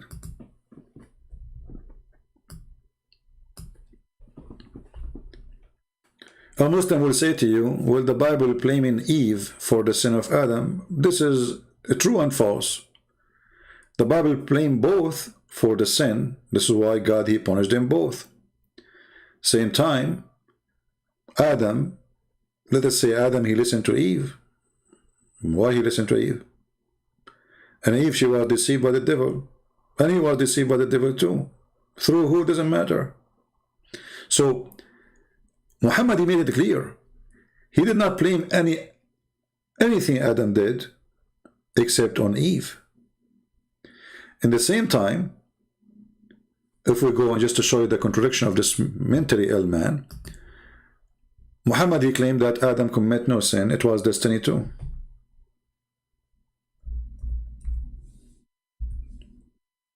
It was destiny. So why he's blaming Eve for the sin of Adam? Here you will see right away the stupidity of this man. According to Muhammad, there was an argument between Moses and Adam. Don't ask Muhammad how Adam and Moses they met. So Moses says to Adam, because of you we are out of heaven. Because of you we are out of paradise. And then Adam, he said to him, oh Habibi Moses, Allah favored you, he talked to you. He even wrote for you the Torah by his hand. Do you blame me for an action which Allah written in my fate 40 years before my creation? Okay, hold on. So, and Muhammad, he agreed with Adam. This is why Muhammad, he says, so Adam confuted Moses 3 times. He repeat that, confuted, which means he refuted him. So Muhammad, he believed that Adam, he did not commit any wrong, except the plan of Allah, which is written for him to do. And he had no choice, it's a destiny. And even Allah, he wrote this plan to Adam to commit sin 40 years before he created him. Okay. And Muhammad agreed that we can't blame Adam for the sin. So why he is blaming Eve for the sin of Adam? This is stupidity. Because if I cannot blame Adam for a plan Allah wrote for Adam 40 years before he created him, that means Allah, he wrote that Eve, she will mislead Adam too. Correct? So why he is blaming Eve? Here you notice that we are talking about a person, he is mentally ill. This man, he hate women, and at the same time he want to have as many as he can. To the point, even when he want to sleep with the wife of the Pharaoh, the sister of Moses, the mother of Jesus. Any famous woman, Muhammad want to sleep with her. Allah, he promised him to be in his bed.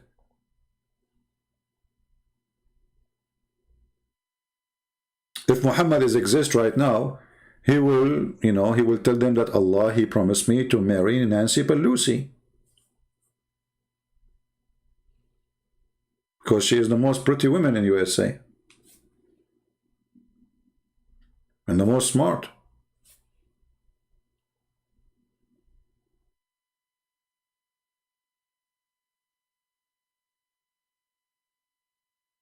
Do we have any Muslim have anything to say?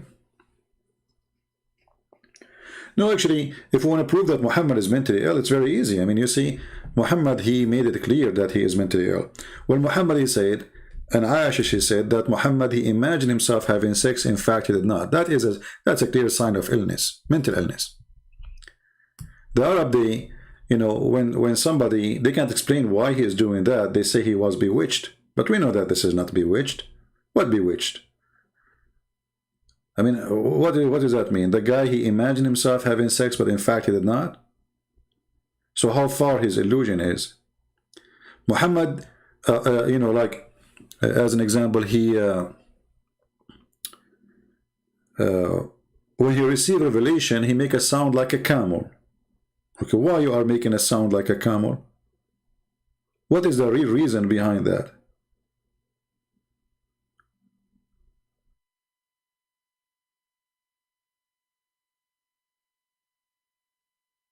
If there's a reason?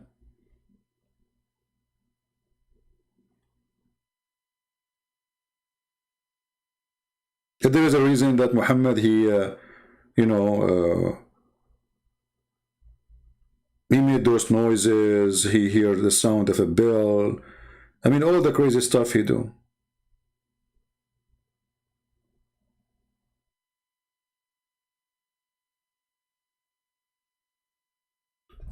Muhammad, he hear a sound of a bell, and this is how God, he sent his message to him. Muhammad, he sweat so much when he received revelation. Why? He's in the jacuzzi. Muhammad, he said that angels, they will never accompany a person. He have a sound of a bell with him, or a bell with him, or a dog. Then later we find that Muhammad received his Quran in the sound of a bell. Muhammad, he said the bell is the musical instrument of shaitan. Okay, if the bell is the musical instrument of shaitan, then how Muhammad receive Quran, which is the musical instrument of Allah, as a sound of a bell? Do you see the stupidity?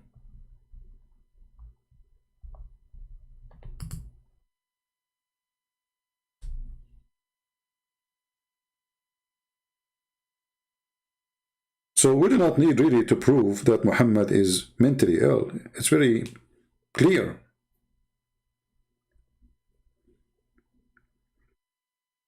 Actually, in the book of Ahmad ibn Hanbal, he said that the Prophet, he made a sound like a camel when he received revelation. This is a person is suffering from epilepsy. He makes sounds, he make growling, he make a noise. He is unaware of what he is doing.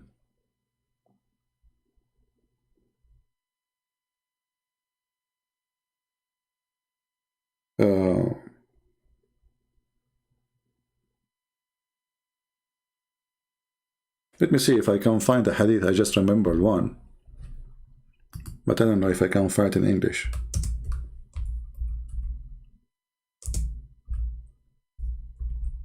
Let us try. Here we go.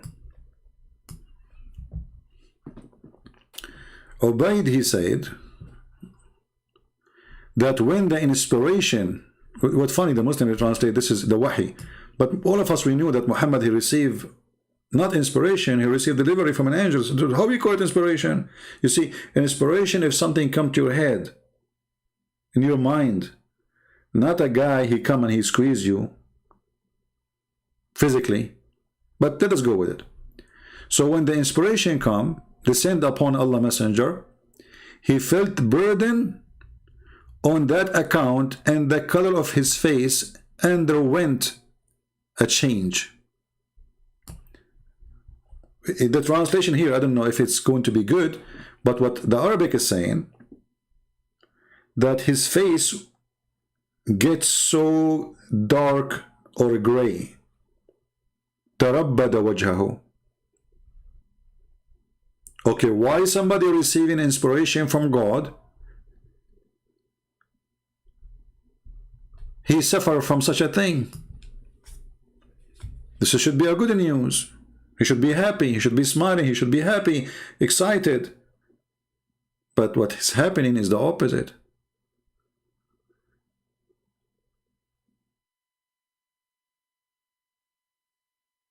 His face looks so sad. A diaper, he is saying, a diaper, if you want me to talk to you, you need to change your name. Don't make me block you. Change your name. I don't want to call you diaper. I mean, it's how stupid you are even to consider your question. Go change your name and come back and I will answer you for now. But this is the last time you come here with the word diaper. I mean, how stupid are you even to call yourself diaper service? Now you said, why your God Jesus get tempted by the devil? This is stupid of you, because this is the devil tempting Jesus, which means trying. But did Jesus obey him? Did Jesus commit sin?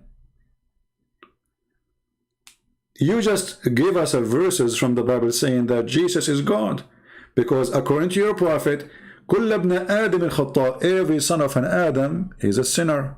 Jesus is not. Why? Because he is not the son of Adam. And if you go to Matthew, the verses you are posting for us, you will see that devil, he tried everything. He said to him, if you are the son of God, throw yourself. Did Jesus throw himself? So, false statement from a silly low IQ people. This is why I see the argument of Muslims is very like there's a guy, he posted in the comment section, I don't like to debate, but I want to go on to show you the truth. And he said, David was tempted by God. You stupid idiot. Go and read the verse, people will laugh at you. David was tempted by Allah in the Quran. وَفَتَنَّا. Let us go there. Didn't know the religion. What is funny about the Muslims, suddenly they became expert in the Bible, but none of them even know how to read 2 words in his Quran.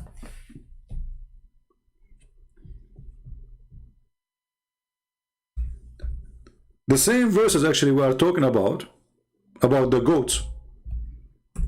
The same ones.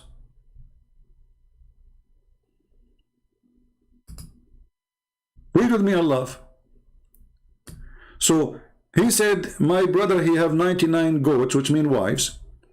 And then here it says,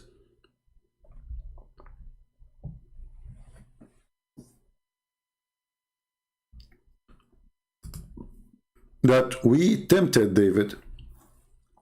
Translation here says, we had tried him. Okay, how he tried him? He made him go and kill the wife of one of his soldiers. He have a lust of her over her. This is the try of Allah.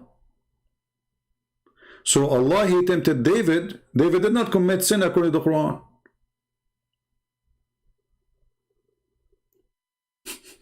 Do you see it? If we go and read the interpretation, we will see that David, he sent a man to go to war so he can have his wife, which he saw from the window of his palace, taking shower, and she was naked.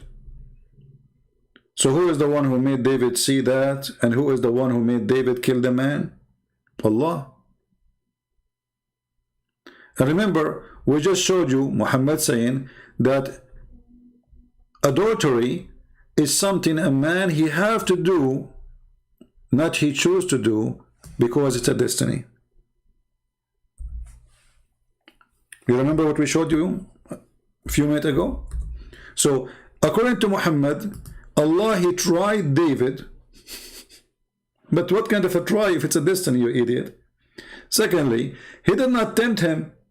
Even the word temptation is stupid, because it's a fixed very portion of adultery which a man he will indulge in. So he have no choice.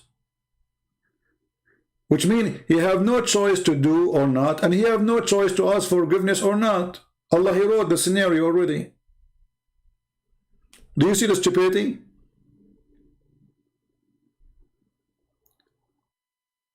So Allah, he made David do adultery. Okay, Allah, he made David kill the man, according to the Quran, the husband of the wife. Okay, and then Allah made David ask for repent. What? It's a destiny. Which means none of this really happened. It's a story, it's a fiction story. Because there's an author, his name is Allah, he is writing our pages, and we are just names in a fiction story. Everything we did is written there. Everything we did is not a choice. Everything we did is decided by the author.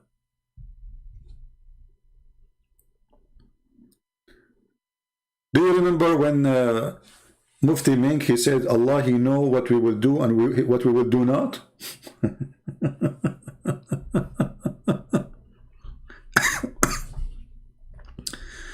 Which is more hilarious. Not only he know what we will do, he will know what we will do not.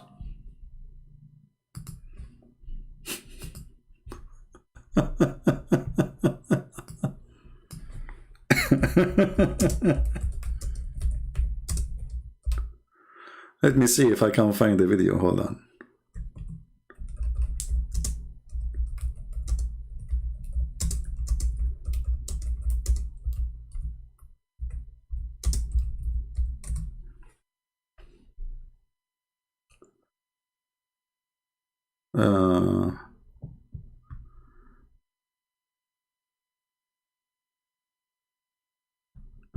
I don't know if this is the video. Let us see.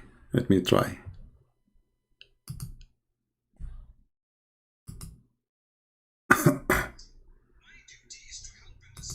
Yeah, this is not the one. I'm trying to find it. But you remember the video, right? He says, Allah, he know. He know what we will do and what we will do not. And how? Allah, he kill you before you do it.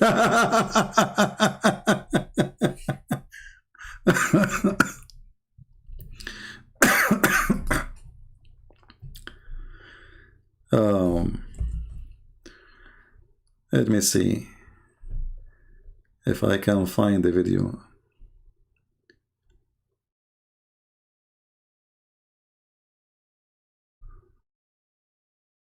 Allah knows everything.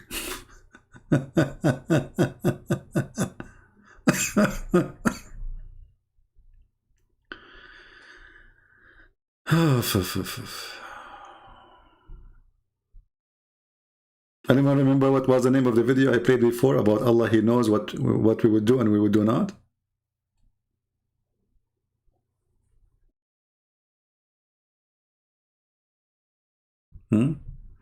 I'm trying to remember.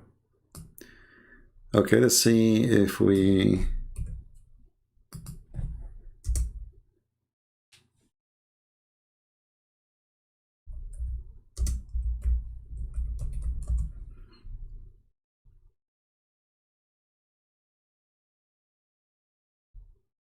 Yeah, it might not be easy to find. Okay.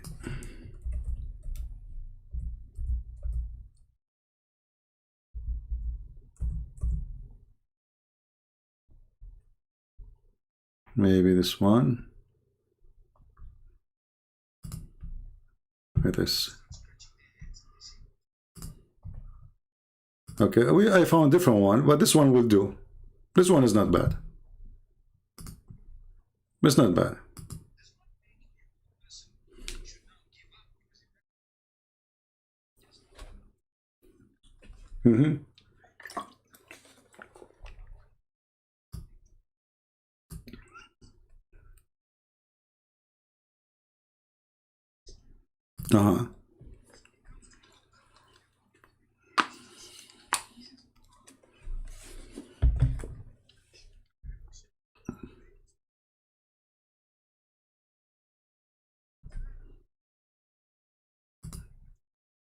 Do you see? So the question is, okay, he's a thief. He committed a crime of theft. Okay. He's saying, okay, hold on. So if Allah He destined for me to be a thief, why am I going to be punished for what Allah He destined for me? Mufti Mink, he said, well, this is quite a good argument. I mean, you cannot beat that. I mean, where is justice? If you decide for me what I would do, so what is my guilt? You see the stupidity? So this is a quite... What do you mean there's no sound? No, the sound is... Oh, you cannot hear the video? Oh, okay, sorry. Let me fix that. Okay, let me go back and play. Then obviously you would be the fool. A man came at the time of Umar ibn Khattab radiallahu anhu. According to one of the narrations, he needed to be punished because he stole. So he comes to Umar ibn Khattab radiallahu anhu and he uses the same line. He says, "Oh Umar, oh Amirul Mu'mineen, how can you punish me for having stolen when it was predestined? My deeds were already written by Allah subhanahu wa ta'ala." Now that's quite a good argument if you were to look at it. See? Let's repeat again. So the guy is a thief. He was arrested. The caliphate will punish him for being a thief. But all of us, we know all the caliphate are thieves. The caliphate, he is talking himself, he have thousands of females, they are stolen from their family. But you can't steal from a Muslim. You can steal from non-Muslims. So the guy, he is a thief, okay? And now he said, okay, if it's my destiny to be a thief, and Allah, he wrote for me to steal, why am I going to be punished? This is the question. The Sheikh, he agree. This is a quite good argument. We cannot beat that. Amirul Mu'mineen, how can you punish me for having stolen when it was predestined? My deeds were already written by Allah subhanahu wa ta'ala. Now that's quite a good argument if you were to look at it. Umar ibn Khattab radiallahu anhu was one ahead of this man. He says, well, let's punish this man because it was predestined that we were going to punish him as well. Do you see the logic? This is Islam. Islam, the caliphate have no dignity, no justice. The guy is asking a question the caliphate can't answer. So now the sheikh, he said that the caliphate is ahead of him. It's like we are playing games. He's ahead. He can't refute the question. If I am destiny for me to be a thief, why am I being punished? He could not refute him. He said, okay, it was destiny for me to kill you. Do you see the stupidity? But based on this, let us kill each other. It's a destiny. Do you see how dangerous this cult is?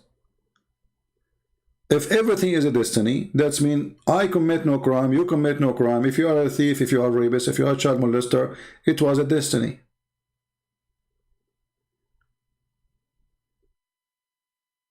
This is why we say Islam is not only extremely, the most extreme stupid cult, it is the most extreme dangerous cult. Because now, if I'm a Muslim, I believe whatever I do wrong to you, it was destiny and what I can do about it.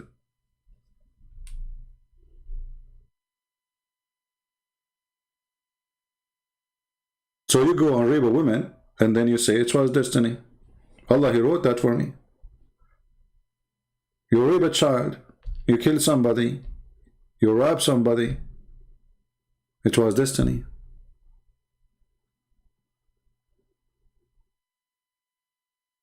My friend, you cannot call me right now because I am not in Skype. And why you insist to call me now? I mean, who are you? Are you Mufti Mink? Why you want to call me? Where the hell I do call you?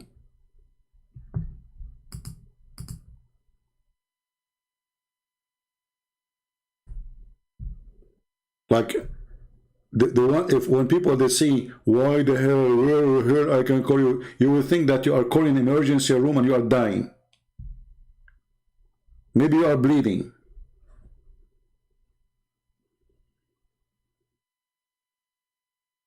When we open Skype for 10 hours, nobody call.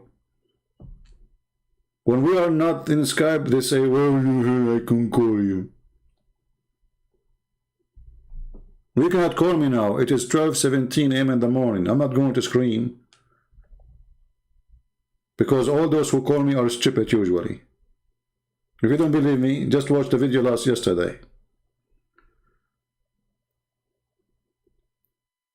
And you know the funny thing about Muhammadan, like, you know, this guy, Ultimate Fart, honestly, I feel sorry for him. I hang up on him because he's, I don't know, I don't want to be a bully. But look what he did to himself. He keep chasing me, he want to bully me. And he don't understand that I am being merciful to him when I hung up on him. But yesterday I said, you know, it's time to give him a good spank we'll remember for the coming century. I mean, and you know, I have to hold my patient really, because speaking to such a person is pain, you know, because I hate stupidity. Honestly, the most thing I hate is stupidity. You see, I don't go really out with people because I hate stupidity of people. I mean, you go when people are talking about stupid things, I don't like it. So, but yesterday I said to myself, I have to hold myself from hanging on him. I'm trying, you know. So I went with him easy, and he called me names, and he wanna call, saying, I'm your daddy, blah blah blah, all the insult. And he kept digging for himself, keep digging, until the hole became higher than his head. And then I buried him alive. And trust me, is he going to stop calling me? No, now he will go more crazy. Because now he wanna get back his honor, which is shattered in the floor. You know, when you speak to those Abdul, the one who call you, if they ever call you, it's like the Abdul coming to the casino. You cannot win against the casino. You always will lose. So he play, he gamble, he lose. He come back hoping that he will get back what he lost. He lose more. He get more upset. He come back. So they will keep doing that until they go bankruptcy. This is why the smart Abdul, they don't call me, because they knew what would happen. You see, all those Abdul who say, we debate him only face to face, because they knew exactly that they will lose horribly.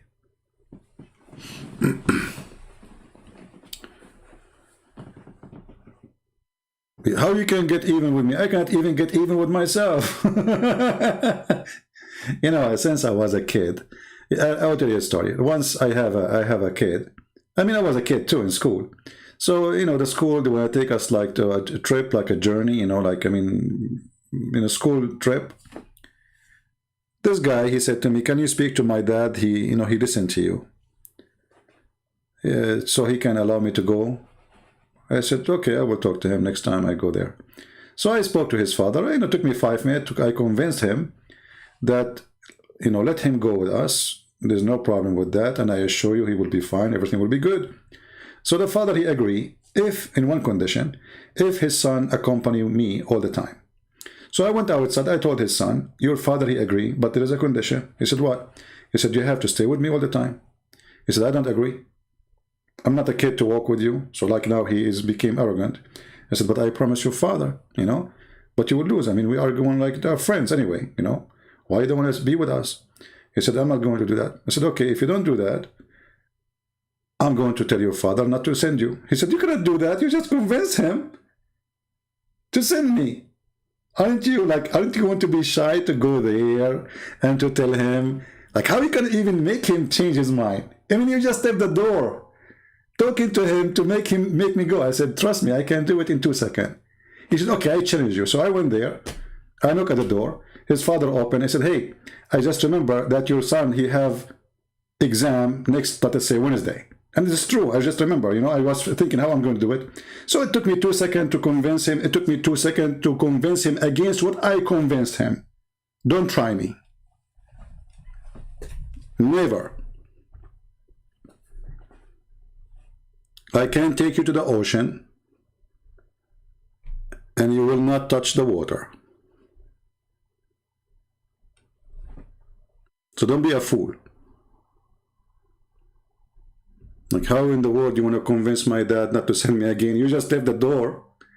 I mean, that will be stupid of you. He will laugh at you. You know, it's very easy. I just went there. I said, hey, by the way, he have an exam, you know. I don't think it's a good idea to go. He said, no way, he have an exam? No way, I'm not going to send him. It took me 2 minutes. Not even a minute. So when you are debating, there's many things you have to be let us say, occupied with? First of all, knowledge. Secondly, God will provide you with wisdom. God will provide you with wisdom. God, He will make you speak. God will lead you to win the fight, because you're not fighting for your own. So when we are debating with Muslims, on their side there's the devil, in our side there's the Lord.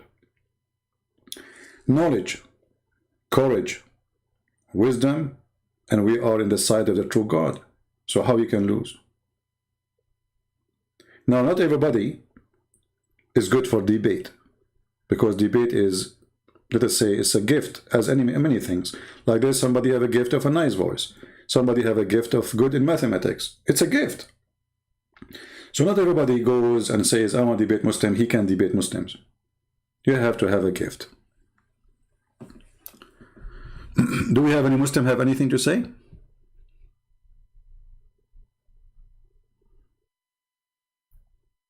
Anyone?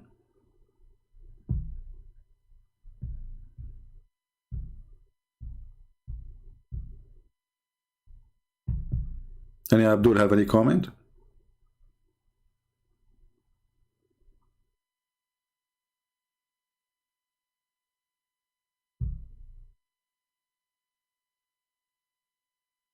And you know, like when you are debating, you have to be able to like process the information you are receiving right away.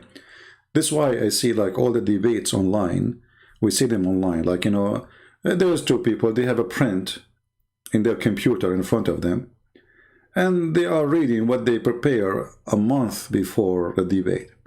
This is not a debate, especially if you are preparing for a topic. A real debate is, and real debaters is a person you don't even tell him what the question. You know what I mean? I mean, how in the world we can say there is an exam if we know the questions before the exam? So what those people who claim that they are debaters, either they are Christians or Muslims, they choose a topic and now we know the questions. So what is left? And now we have months to collect information, put it in front of us in the computer screen to talk about it. So there is no debate. It's a joke. Because both of them really, they are not debating.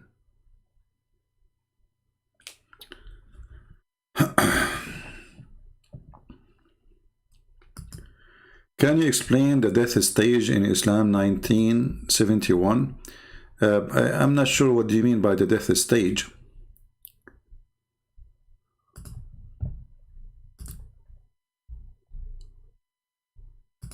Can you make your question clear?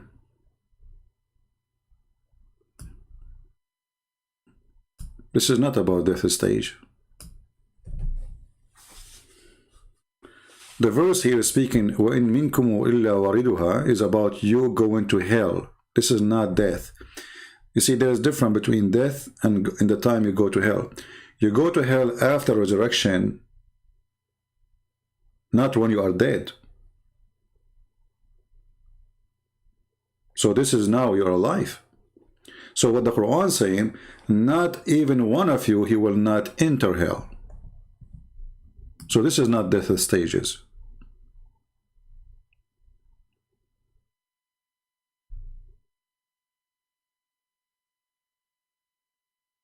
All right. Any other question?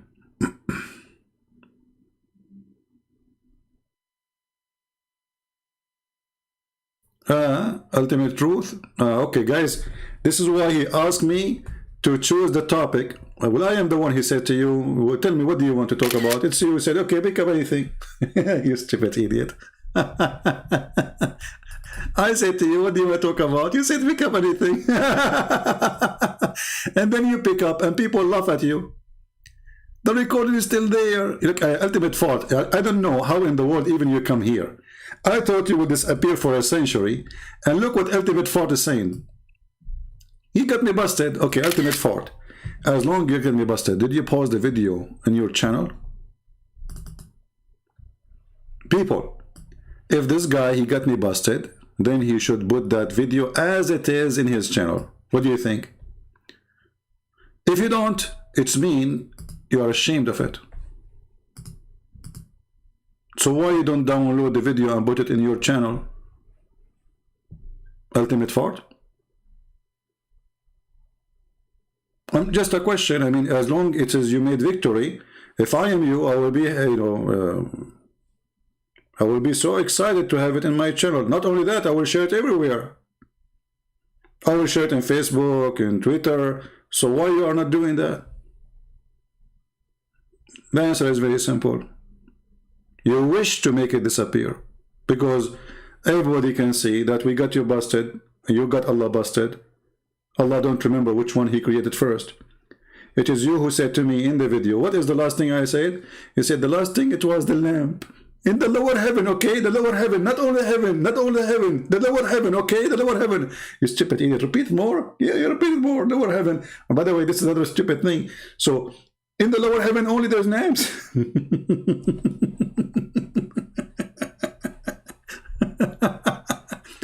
And then you continue.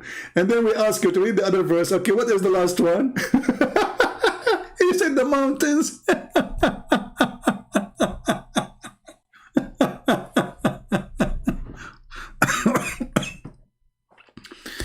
So Abdul, as long as you are proud about it, I challenge you to load the video in your channel. Otherwise, you are a son of Muta. Be a man. Stop being a boy of Muta. Be a man. And not only this, hold on. This guy, he said he go by Quran only. So what he do? He go to a website or a translation of a guy. His name is Rashad Khalifa. And we got him busted and he agreed that there it says,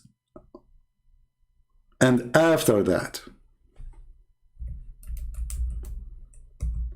And what? After that. In the book of Rashad Khalifa, there's no after that. He took it off. And what else? He put in shape of an egg. So look what you did. Not only we got you busted with the fabrication, trying to answer us always, we got you busted that you are a false believer. Because you are accepting a Quran different from the Quran of Allah. This guy, he took the sentence, a whole sentence, and after that, he took it away. And then he added a new sentence. He made the earth egg-shaped. When every single person who speaks Arabic knew there is no word of egg-shaped there. So my friend, you are a fraud like the one you follow. This guy, even he claimed to be a messenger, Rashad Khalifa. This is why the Muslim killed him, because he claimed to be a messenger. So you are stupid, even the Quran you choose to read it from, proving the stupidity you are suffering from. Right? Yeah.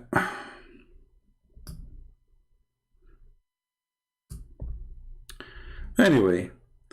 And by the way, this guy, Rashad Khalifa, he took like many, the reason he took those sentences from the Quran, because he was trying to make a calculation, math calculation to make it, you know the miracle of number 19, this guy is the one behind it. And this is why the Muslim killed him, because in order to do it, he have to cut a lot of verses from the Quran, a lot of words. He took them off totally. In Arabic, not only in English, you know. So, ultimate fault. As long as you are happy, and I'm so happy that you are okay. I was afraid that you would do something wrong to yourself after what happened yesterday, you know. But I'm so glad that you are okay and you are happy. But now, please, I have a requirement from you. Download the video and post it in your channel. Otherwise, people will be laughing at you. Prove to everybody that you are the winner and load the video on your channel.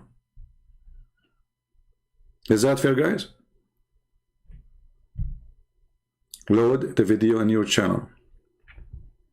Any Muslim who debate me, you are more than welcome. I don't want to call it a debate, actually. You're just, all of you are a bunch of kids. But for the sake of argument, we call it an argument. As long as you are happy, anyone who call me, I beg you, to download the video of your call to me and load it again in any form you wish.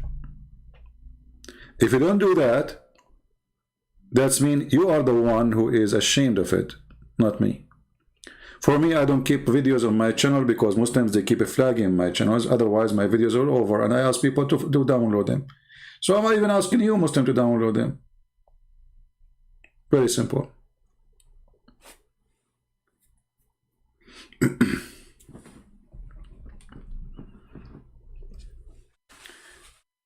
Yeah, for sure. Do you remember this guy with his name from Malaysia? They asked him why you don't debate Christian Prince. He said this guy is finished. Why? Because Mimi Hijab, he made a video. You finished, boy. And then 2 weeks after, he was arrested for porn. What kind of porn? Child porn. What his name, this guy? What's his name? I'm not going to debate Christian Prince. He is finished. So he said, challenge David Wood, you know, okay. 2 weeks after, he was arrested for child pornography in Malaysia. They trace him. Mukhayyar laysa musayyar. Well, this is against your religion, Abdul. You see, this guy, he claimed to know Arabic. He claimed to be an Arab, supposedly, and maybe he's an Arab. And he says, no, in Islam we have a free will. But this is absolutely false. You have no free will. And we can show you tons of reference. You are an ignorant in your religion. And this is the Quran. Everything happened to you, it is a destiny from Allah.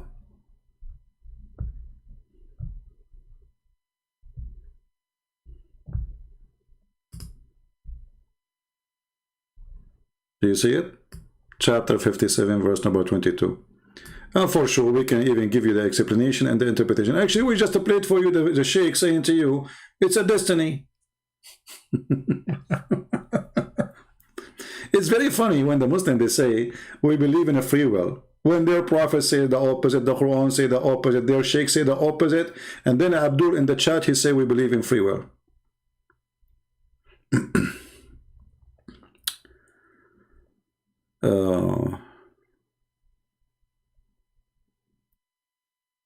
We just showed you even the sin of Adam was not a free will. Even Adam himself, he committed sin written as a destiny in the book of Allah 40 years before his creation. And Adam saying to Moses, are you going to blame me for a destiny written for me in my fate 40 years before my creation?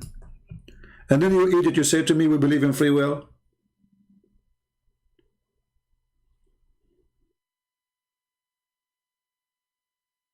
And then your prophet, he agreed with Adam. So Adam, he refuted Moses. In the same time here, you notice that there is something stupid about Muhammad. Because how Muslim they say that Moses was a Muslim, and this is Moses after death, he believed in the original sin. See, Moses is not a Muslim for sure. Muhammad confirmed that. Because how Moses is a prophet of God, and he do not know a simple belief of this God, Muhammad, God. Because Islam based on that original sin is a wrong idea. We don't believe in the original sin of Adam. Christianity is based on the opposite. So, as you see here, Moses, he believed the same as the Christians. Right?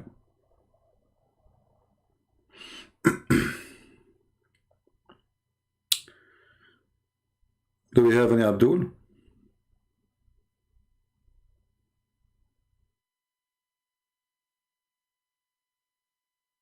What does Caliph, Christian Prince, what does that mean? What answer, sister? Don't put your word, Islamic word before my name. I'm not a Caliph. I don't want to be a Caliph. This is an insult. You know what Caliph mean? It's mean I am the one who took over after Muhammad. Why? I am a child molester? Am I a sex offender? I am a rapist, or am I a thief? What made me a Caliph? This is what the Caliph is.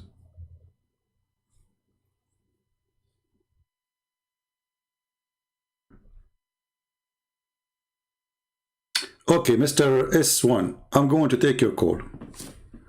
Don't go. Guys, Mr. S1, he is saying I'm seeking somebody who speaks Arabic, and he speaks Arabic. Okay? Hold on. Give me a second. Are you happy? Even though I don't like to take call at this time because I don't want to scream. But please don't force me to scream. It is after midnight. So let me call you. Send me a text message in Skype, please. I want to see how good you are. Here we go. People get excited now. I hope that you are what you claim to be.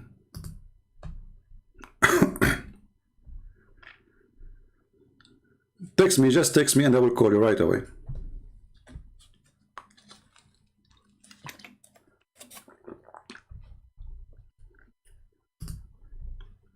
I'm logging in Skype. Okay, I am in Skype already. Text me, my friend.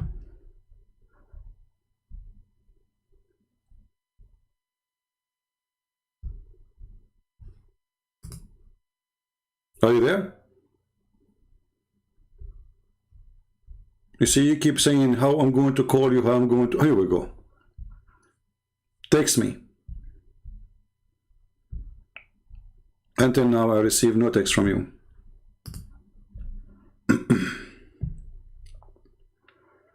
Text me and tell me what's your name there, because I have a million people texting me in Skype every day. So I open my Skype, I will find tons.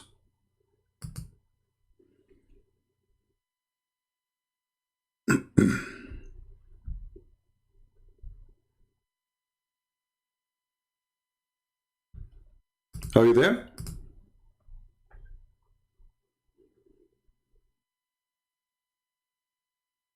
What happened to you? The Arabic speaking person.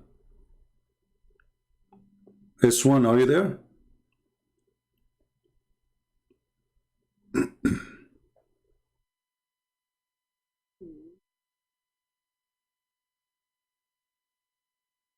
Did this guy disappear?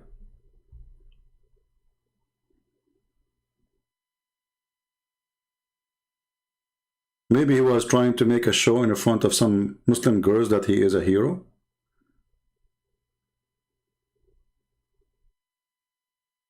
I did call after you pointed out. You cannot call me, you have to text me first because I have to add you. Text me, what's your name? What is your name in Skype?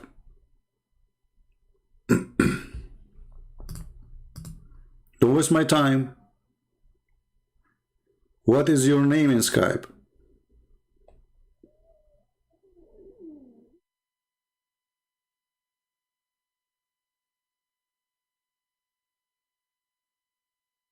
What is the problem, Abdul?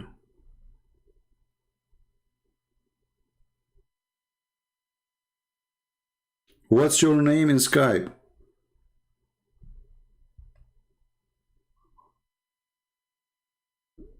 You texted me, what's your name? Okay, tell me what's your name so I can see. I have a million texts there. Is your name the same as one you are using here? I don't see any of them. I see somebody, his name is Nassim. Are you Nassim? Or Naeem, sorry, Naeem. Which one is you? And this one is, you know, he did from long time. What is your name?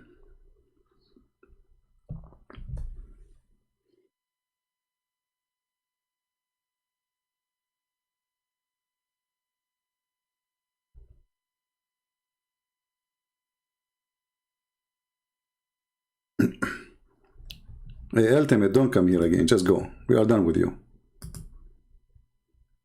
Don't even come to chat here. You're just a stupid idiot. We have no time for kids. We spanked you yesterday. That's it. I give you a chance. If you are a man, go and download the video, post it in your YouTube channel. Because you're supposed to, yesterday you got me busted. So what do you want more? That's it. S1. Here we go. I receive a text. Let us see from who. Ah, this is you? Okay, so why you are calling yourself Manjan? Okay, Manjan.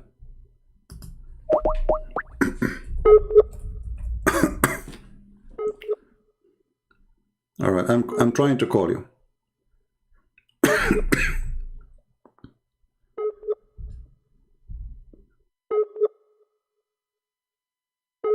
It's connecting, I don't know. Let us hope it's going to work.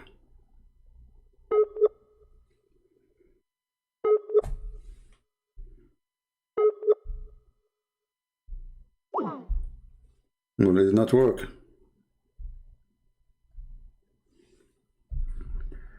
It says you are not online. Let us try again. Don't call me. Let me call you.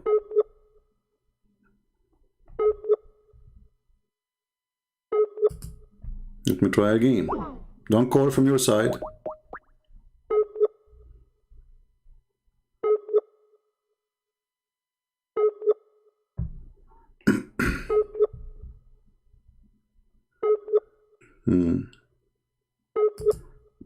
Okay, let us see.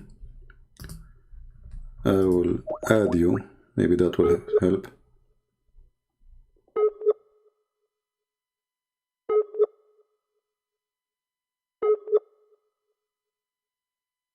Okay, I will stop calling you. You call me now. Let us see. I just added you because from my side it's not working.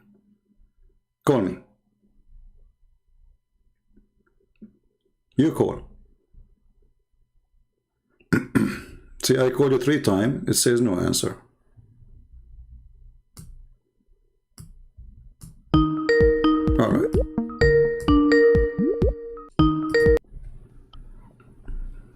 Hello?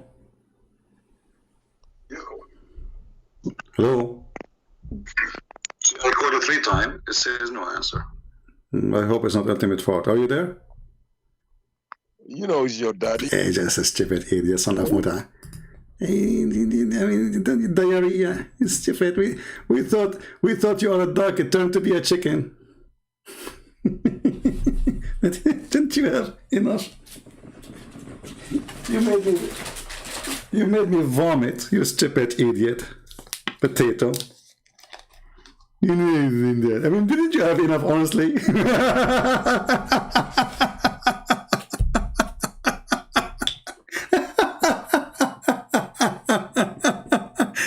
I'm telling you, now he will do it more. He will go crazy because what happened yesterday is horrible.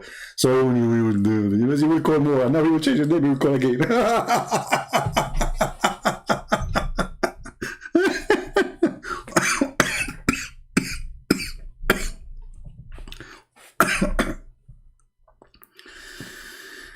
All right. Well, I just received a text. Okay. Hey CP, I wanted to confirm. Okay, and then, sir, my parents are now ex-Muslims. I'm not going to show the name. Let me do this. Hold on.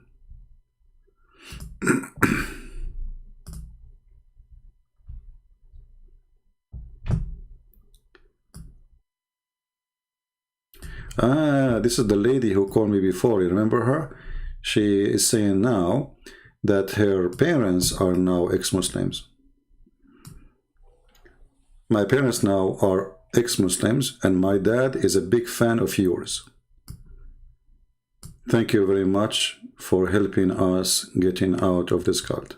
You're welcome, my dear sister. We're happy for you.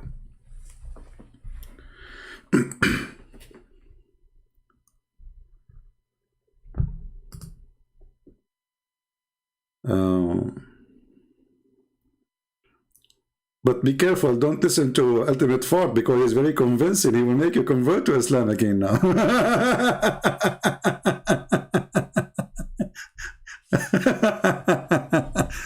You know, I know it that this is Ultimate Fort because Ultimate Fort, he shared many things.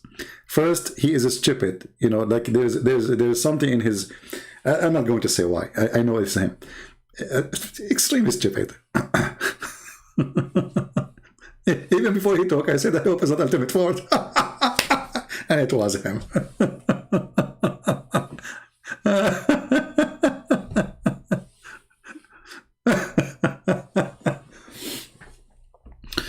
And you know, the Quran says the shape of the egg, brother. The shape of the egg. Like, what the heck? So why all the Islamic translation, which is accepted by Muslim, none of them say is the shape of the egg? Are they missing the egg? The shape of the egg, brother. And why it doesn't say, and after that, what happened to after that? Who ate it? Maybe they cook it with the egg. They make lasagna.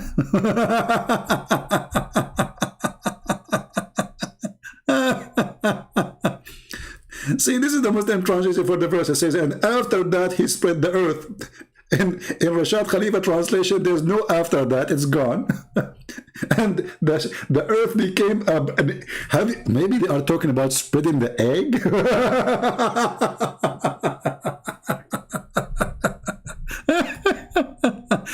And after that he spread the egg. I mean, it makes sense. When you cook it, what happened? You break the egg, you hit it in the fryer, and it's going to spread.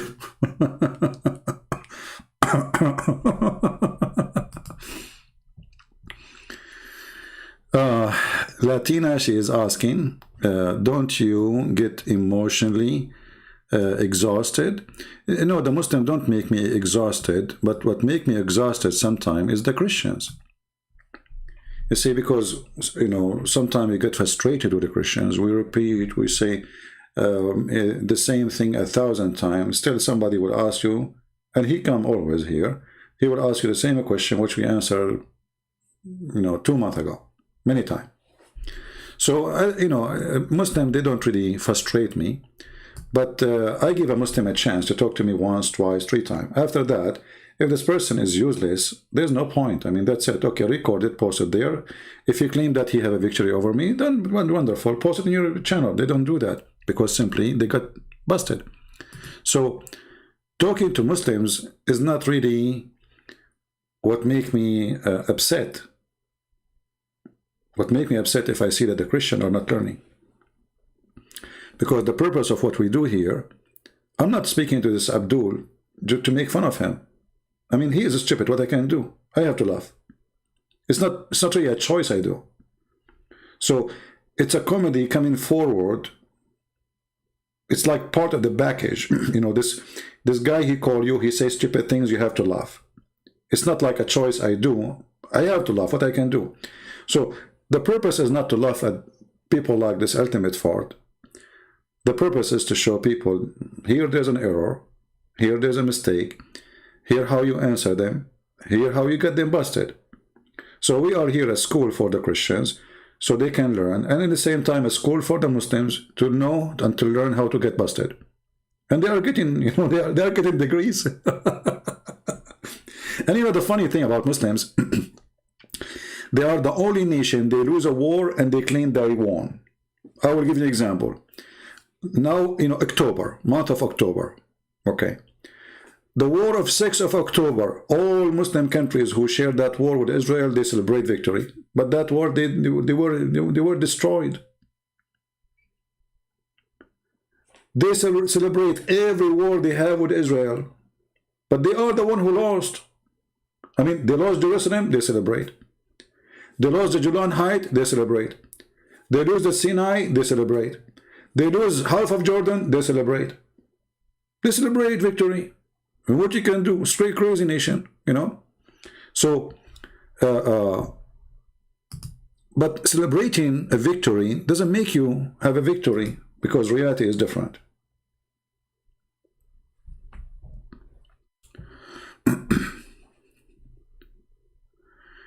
If you believe in sola fide, what is sola fide? I don't know what is that. Is that like a kind of a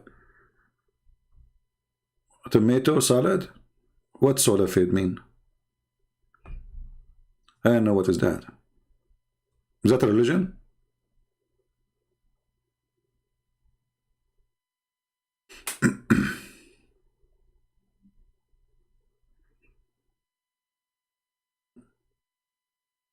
Well, it's too late. I just closed because it turned to be that this is ultimate fart. You know, when we ask him 1,000 times, yeah. Alex or Excel, You know, there's no need to talk about what happened to Aisha, but I mean, everybody should ask himself. A man at the age of 54 marrying a child at the age of 6. If the Muslim, they say he did intercourse when she is 9, but still she is his wife at the age of 6, why he married her then? Why he married her? So obviously this man, if he really did not have intercourse with her, obviously this is a proof that she was too little for intercourse.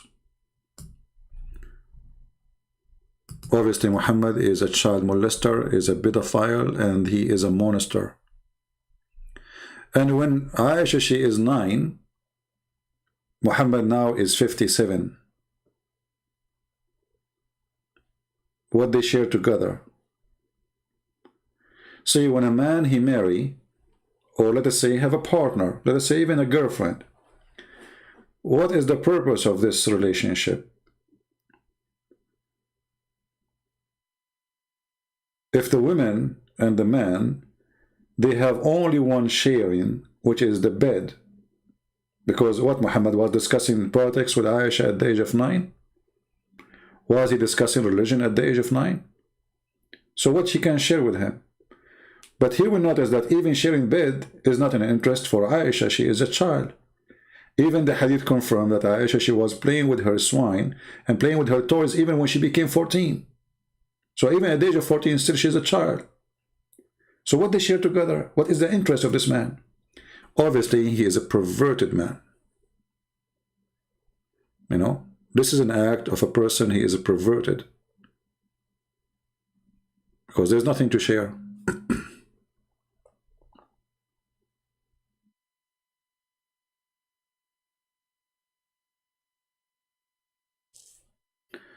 Anything else?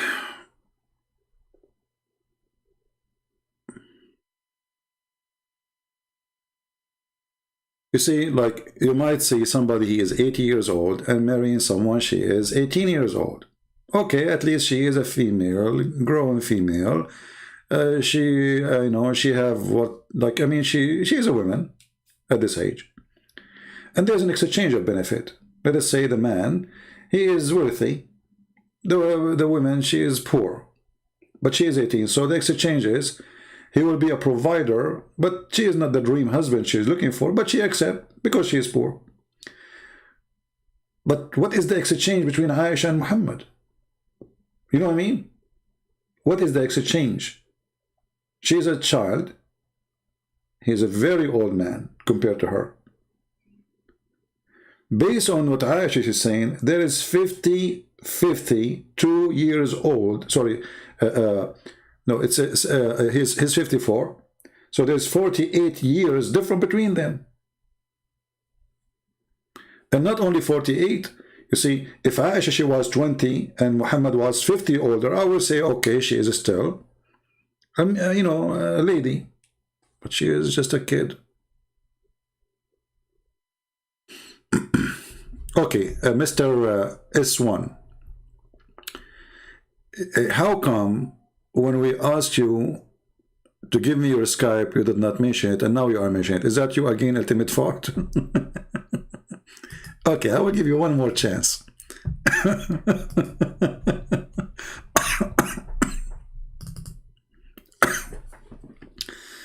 I will open Skype again. Just for you. Let us see if you are not ultimate fart. All right. Well, I don't see anything from your name coming to me. I don't see such a name is texting me. Where is your name texting me? It's one. There's nobody texting me with such a name.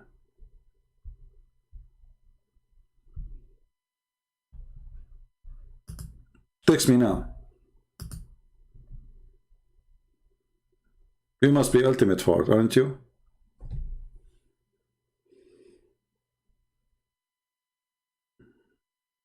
Yeah, he's stuck. That's it. He will now. He will call way more than before, because now he is. I mean, what happened yesterday is a disaster. Because usually I don't have patience to stay talking to this guy for more than 60 seconds. So yesterday I was holding myself, and we, you know, I gave him what, a 15 minute, 20 minute, maybe more.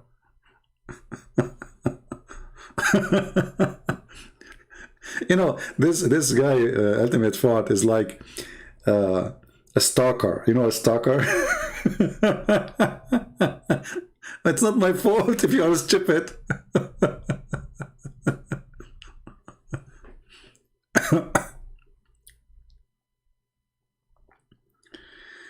This one, he is not opening his Skype, because if he said he texted me, right? There's no text coming from him, and there's no call coming from him, because if there is, I will see a missed call.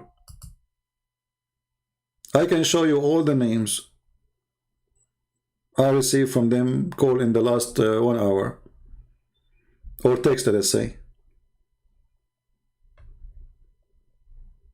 None of them is him. There's a guy, his name is Leo. You are not Leo, you said your name is S1. There's a guy, his name is Naeem. And this guy, he called yesterday, actually it's not even today. So where is your text, Ultimate Fart? I don't see you. The Joker.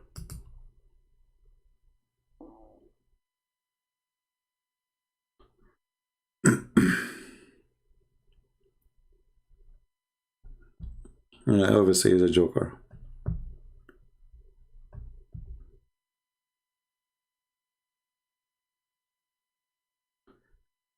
And now if I exit Skype, he will say, I'm texting you.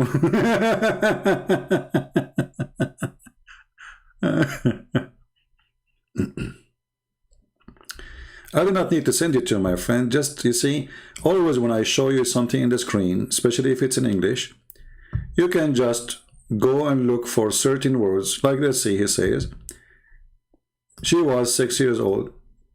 Type that in the search engine. You will find it. Why you are asking me to send it to you? Because you might watch my video in any other channel. Always learn how to find the same reference. Google will help you. This is sunnah.com, where Muslim, they have the translation of the hadith. But this website does not have everything. But as long as I'm showing you in the same website, obviously it is in the website. So S1, are you there? Abdul, until now I got nothing from you. So you are obviously you are an idiot.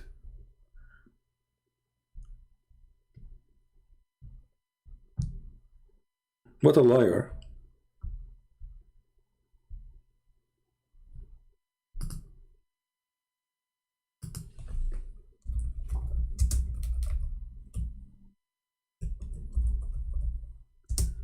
All right.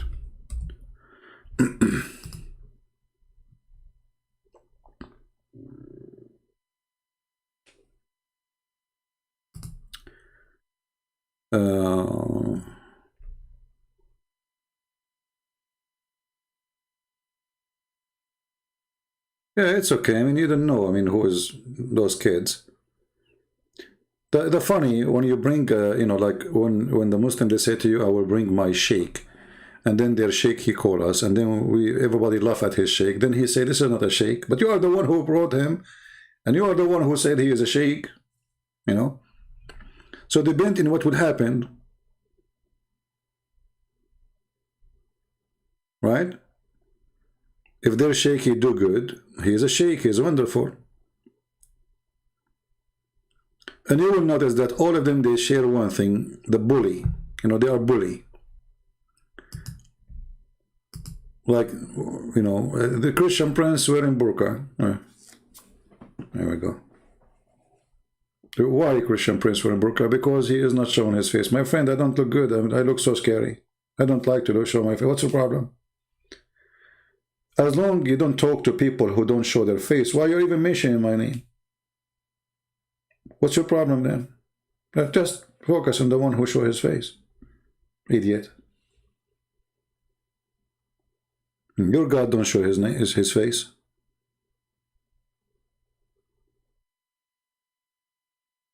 Right?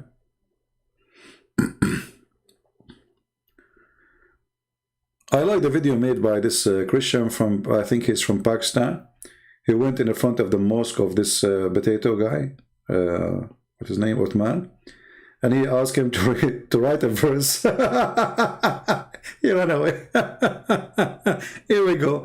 This is a Christian. He is, I don't know how much he knows about Islam, but he got you busted in 2 seconds.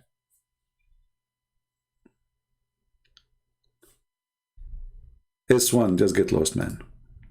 Just get lost. I have nothing from you. You're a liar. Get out of here. I have no time for kids.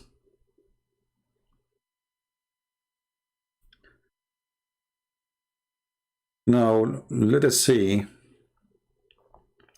How many people here are from Indonesia? Give me one if you are from Indonesia. How many people now join us from Indonesia? Give me one.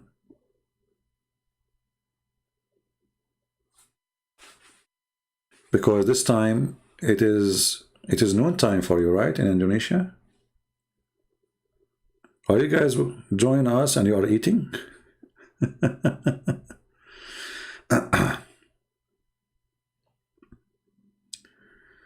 Okay, we have 1, 2, 3, 4, 5. Don't give more than one. Man, a lot of people from Indonesia. Okay, okay. That's good. That's wonderful. Malaysia too, all right. Japan. A lot of people from Asia, I can tell. By the way, I really like Asian people, you know. For some reason, I feel that Asian people, they are, let us say, I mean, there's many good positive things more than the negative, but there's negative for sure. As an example, negative things about Asian, they are very emotional, you know, which means they can switch like weather, like in a second, you know, from happy to sad. But generally speaking, Asian people are really wonderful people. And maybe the good thing about them, they are emotional because we're a human. We don't want to be like a steel, you know. So it's good to have somebody he feel for you, you know, a friend or neighbors or somebody he feel for you, somebody he feel your sadness, your happiness. So Asian, they have different, let us say, nature from, let us say, European or white people. They are more friendly, they are more open, they are more family-oriented. But again, every group of people, they have some negative and positive. As an example, European people, they have something very good, which is they don't put your nose in your business. In Asia, no, they put your nose in your business. You know what I mean? Yeah. So anyway, yeah, Filipino people are wonderful too. Actually, I like Filipinos because they are very family people, you know. I saw some Filipinos, they have kids, they are not their, even their kids. You will see somebody, he's taking the cousin of the cousin of the cousin child, which means even the child is not even like something directly related to him. They adopt children just because they are from cousin of the family, and they spend their money on them. They buy them gifts, they grow up in their house, they treat them as their own. Very wonderful, you know, that's a very, very nice thing. So there's one thing about Filipinos, they are very, very close as a family, you know, they support each other. You will see someone working, which might be negative too, like spending his life working in Saudi Arabia to send all the money he have to spend in his family. Poor guy, you know. So there are those things you don't really find between Western in general, you know. Like in the West, you become 18, go find a job. That's it. You want to stay home?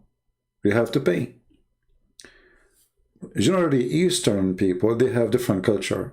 Like for us as a Middle Eastern, if a female, she stay in the house even until she is 60, you know, she's welcome to stay. And nobody will force her to leave. And I saw sometime videos on YouTube, a girl, she is saying, I convinced my mom to let me stay in her place and I will pay a rent for the room. For us, this is something impossible to happen. For us in our tradition, this is shame, you know. This is impossible. So every culture have some negative and positive, but Asian people in general, I believe they have a lot of positive things.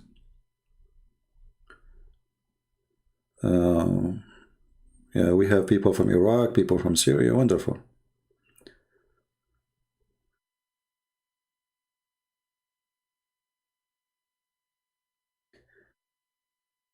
You wish that your boys can move out now at 18? Well, I don't think this is a good idea, because you see, when you make your son move at 18 or your daughter, then you expose them to a lot of risk. They are still young to make right decision. That is not a good idea. You see, 18 is not really good to be alone. You know, for me at 18, I mean, depend for sure. Like in some places, 18 years old is a man, is a grown man, right? But in the West, he is not yet. In the Middle East, we have a harsh life, very harsh life. So a person, he is 13 years old in the Middle East, he experienced something a person he is 20 years old in the USA did not experience. Same for people who they are like in the Philippines or in let us say countries who have a lot of suffering. A child, he go to work when he is 2 years old, you know, so that for sure he is not going to wait for his 18. He's already in the street. But those, they have no choice. It's not because this is the best for them, but because their family are very poor. So I advise you, if you have a children, don't wish them to go out of the age of 18. Let them establish themselves, help them. They are your kids. You don't want them to go and associate themselves with some people doing drugs, you know, bad friends.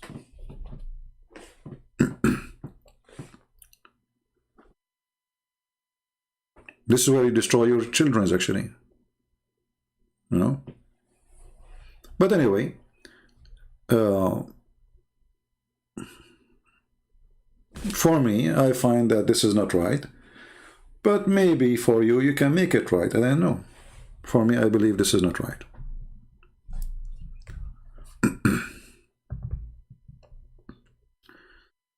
All right, in America and Jordan, all right. About Mary and Jesus painting in Kaaba. Well, you know, the Kaaba, it was like the expo of Emirat for religions, you know. So obviously there was many religions there. And this is telling you that Islam is the one who destroyed the freedom of the Arab. The Arab, they used to be very, you know, I mean, very friendly to each other. As an example, when the Muslims say to you, there's a 360 gods around the Kaaba, correct?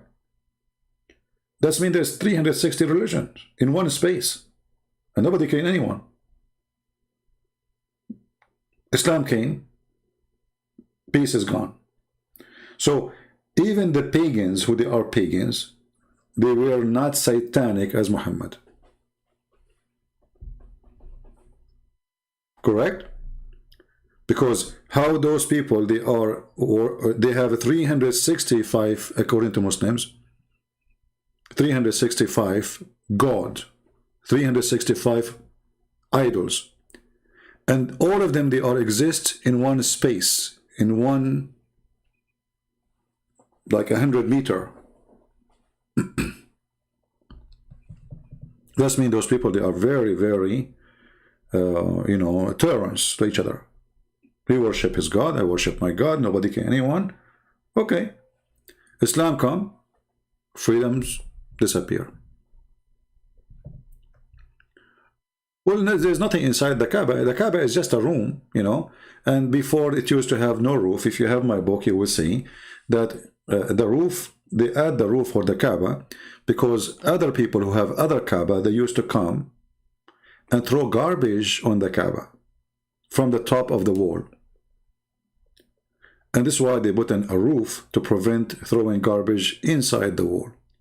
Otherwise, there was no roof.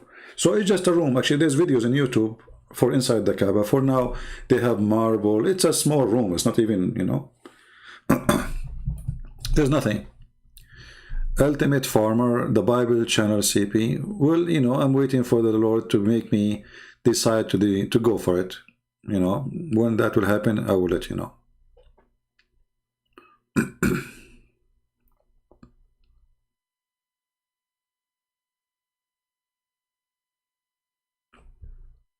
Well, I'm not sure about the numbers. I mean, when they say 365, this is what they say. I mean, in their books saying that, but we don't know if this is true or not. But obviously, there's many gods. And those people, they are fine with it. And Allah was one of them. Wherever Islam goes, this is the experience. I mean, if we don't learn from history, then history means nothing for us. Wherever Islam goes, peace disappear. Go find and go check now all the wars in the world, where it's happening. All terrorism.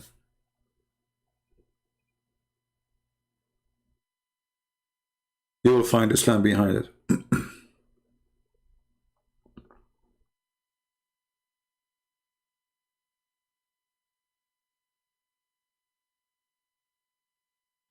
You are trying to build Murtad Center. Okay. Well, you know, you do not need to build a center as a physical building. You can always create a movement, even if you are just one person in your computer.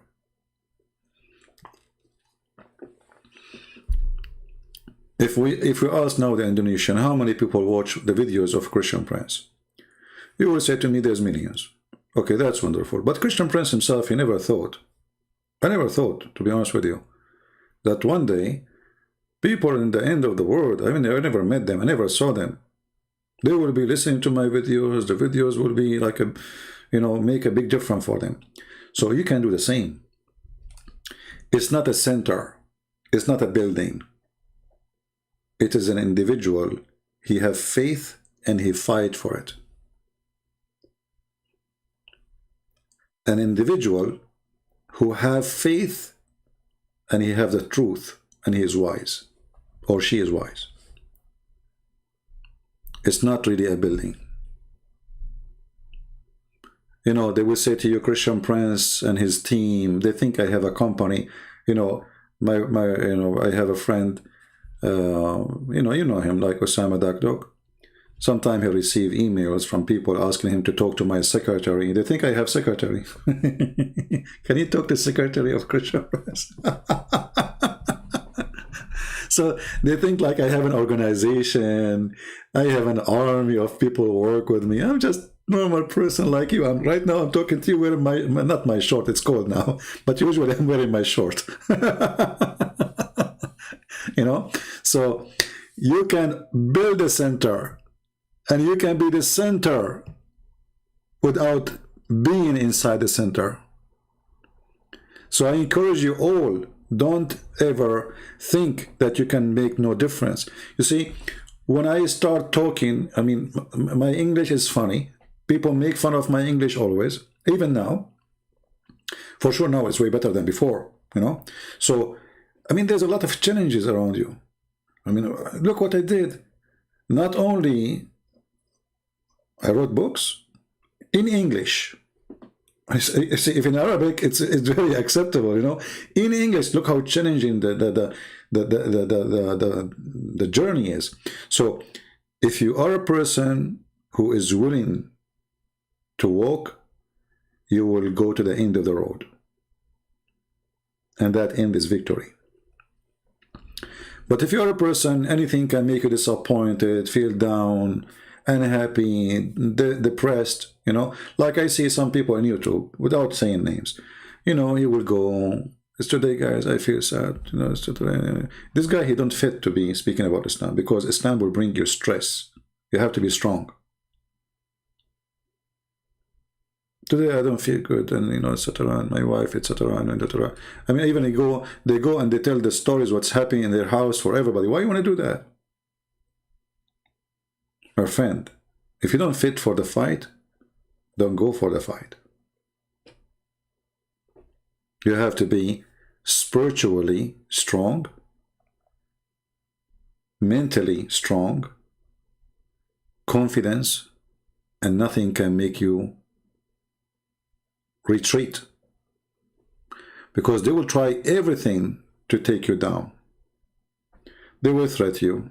If you are a male, they will send you women. Imagine. I remember once, this was a long time ago, I was in Paltalk. A girl, she came to the chat room and she said, Christian Prince, I'm a Mexican, I'm thinking to convert to Islam. Can I talk to you in private? So, like, you know, okay, I'm a Christian, and oh no, this is not good. I don't want her to convert to Islam, right? So it's the normal thing. I would say, okay, hold on, don't do that. You know, I will talk to you. So she called me in Skype, and I was showing her verses about women, hadith, etc., how Islam look at women. And then her camera opened. And I said, you do not need to open the camera, please sit down. I said, I don't know how to do it. The camera opened by itself when I call you. I said, okay, no problem. You know, she said, so should I hang up and go? You know, so like she made it like as a condition to talk to her, the camera is open. And then when I'm talking to her, you know, I noticed that the shirt in her chest is going down, like she is pushing it, she's putting it down, you know, like it's extending. And then I felt something fishy. Because I said to her, so you know nothing about Arabic? She said, no. The room behind her is kind of dark, but I look at the wall at the end of the room. It's a long room. It's like a saloon. I saw a Quran, you know, like, you know, the writing Quran, like art, you know, at the end of the wall. And so I said, so you do not know Arabic, right? She said, no. And then in the same moment, somebody opened the door and he spoke to her in Moroccan accent. Moroccan accent. So what they were trying to do, they were trying to send me a woman to tempt me. Maybe he will do something wrong. Maybe he will get tempted. Maybe we can get him busted. Maybe we can record him. This is how low they can go. They send me a woman from their own. So they can go so far with their evil. So she is not a Mexican. She have an accent. Actually, she fooled me with the accent she's speaking. I thought she's a Mexican. She's a Moroccan. She's a Muslim. And they sent her. So when you go to fight Islam, they will do anything you can imagine to stop you. Anything. Like when they harass David Wood, they start posting pictures about his wife or apostate prophet. All of this is harassment, so they make you feel frustrated, make you feel that you are threatened. They want to make you feel uncomfortable. So when you go in this field, you have to be ready, because you are fighting the devil. The devil himself.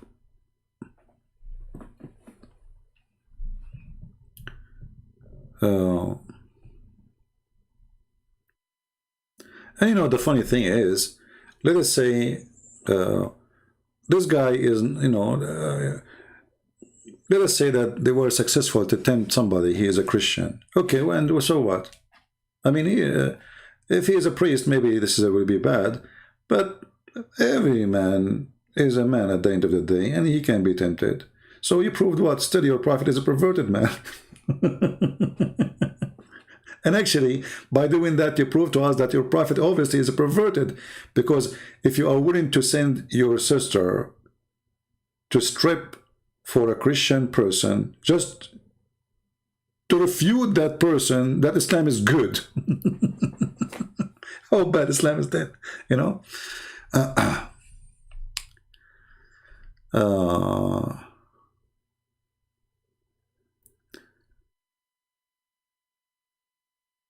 What happened to that number? I don't know what number is that. If you try to ask me a question, make it clear, otherwise I will not understand what you are saying. What number? We have a Muslim, his name is Azam, and Azam is saying CP is an idiot. Azam, why I am an idiot? Do you like to explain to us? Guys, he's a Muslim and he is saying Christian Prince is an idiot. Why? Can you please help us? See, we don't do what Muslims do. Like if somebody he says something against what me, I would block you. I will block you if you keep saying he's an idiot, but you don't tell me why. So can you tell me why I'm an idiot? I'm listening. Go ahead. Guys, aren't you interested to know why Christian Prince is an idiot? See, people are waiting for you. Look, even I put it in the screen so everybody can see what you said. Here we go. We publish it for you. I want everybody to see what you wrote.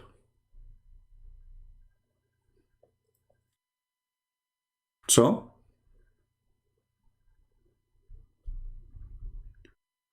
what age I start debating?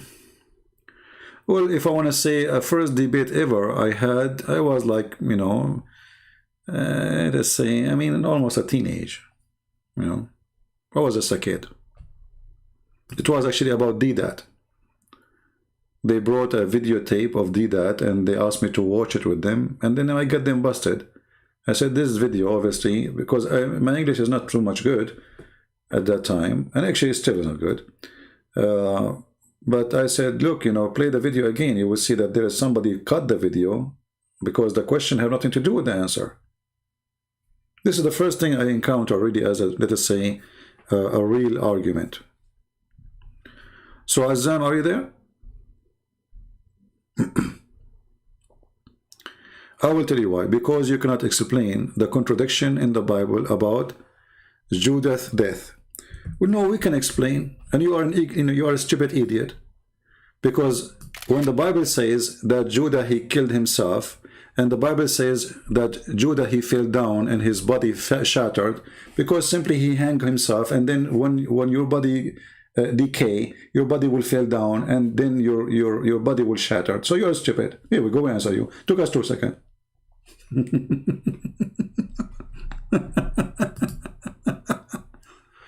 You see how stupid you are? If I say, as an example, your Prophet Muhammad, he died because of poison. Huh? Okay. And then the Prophet, his belly explode. Because the hadith says, قَدْ أَنْتَنَا, he smell, he stink.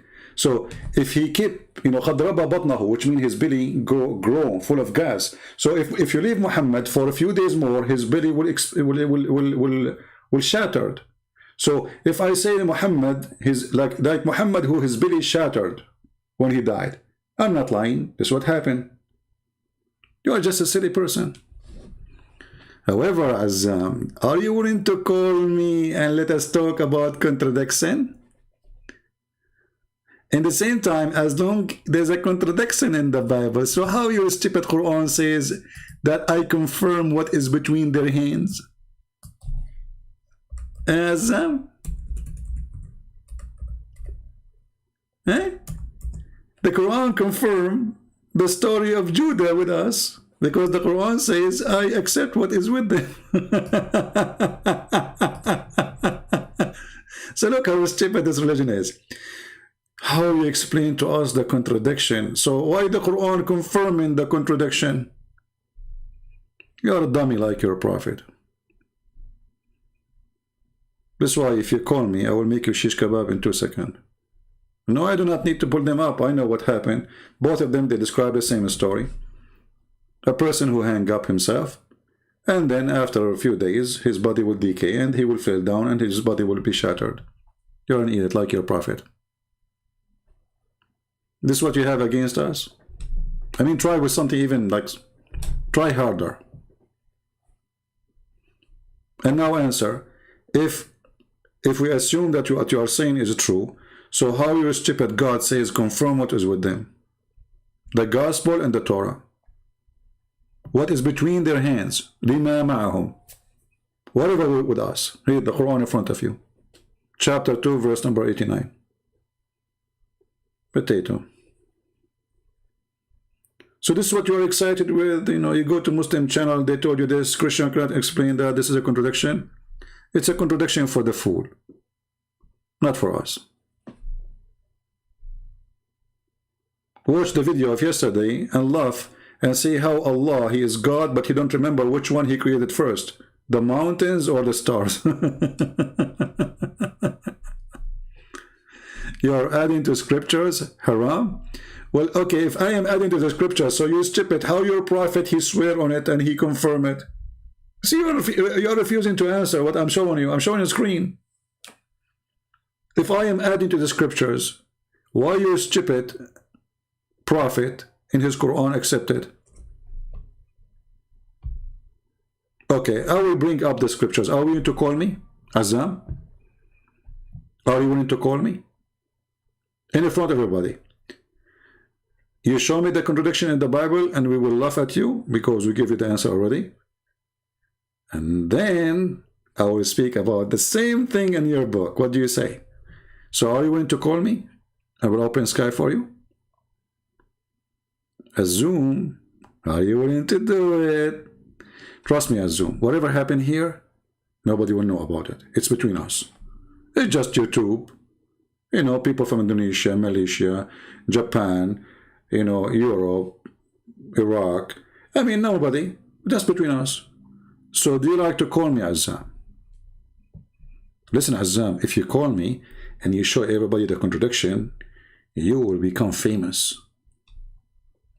What do you think, Azam? Here we go. You call me and we will put the scriptures. You are the one going to show me this contradiction, isn't it you? Azam, I will give you 3 minutes to say, yes, I will call you, otherwise I will send you free shipping and hand it to Allah. I don't have time for kids. So are you a man who will call me and get me busted or not? If you are not, then go. I have no time for kids. I will give you 3 minutes. Let me know if you are a man. If you are not, then cut that thing between your legs and don't claim that you are a man, because obviously you are not. Allah, He gave you extra privilege because of that thing between your legs. And obviously you don't have it. You are like Muhammad. He spent 10 hours to find, he went to pee. Prophet, why you are taking so long to pee? He said, I need to find it first. So are you looking for it? Azam? Or you are not a man? Which one you will find faster? Skype? Or what is there, which is not there? Drop the link. Get out of here. I think this is the same kid, you know, he went and he came back. We blocked him. Get lost. Potato.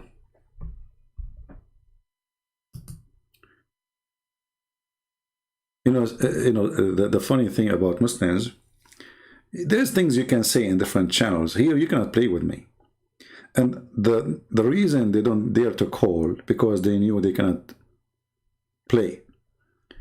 And the Muslim, sometimes he tried to be smart, so he said, like ultimate thought, he said, okay, I don't accept any tafsir, so now what Christian prince he can do? I don't accept any hadith, so what Christian prince he can do? Supposedly he struck me from all the papers I can play with. I don't accept hadith. I don't accept tafsir. I don't accept interpretation. I don't accept the Arab. So now, like, supposedly, like, how I'm going to debate me?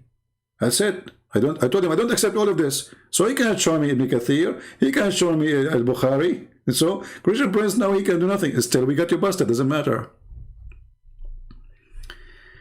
I'm going to grab you from your tail. Even if the room have no corner, I will corner you. You are talking to me. Deal with it. Even if the room is a circle room, I will corner you. Potato.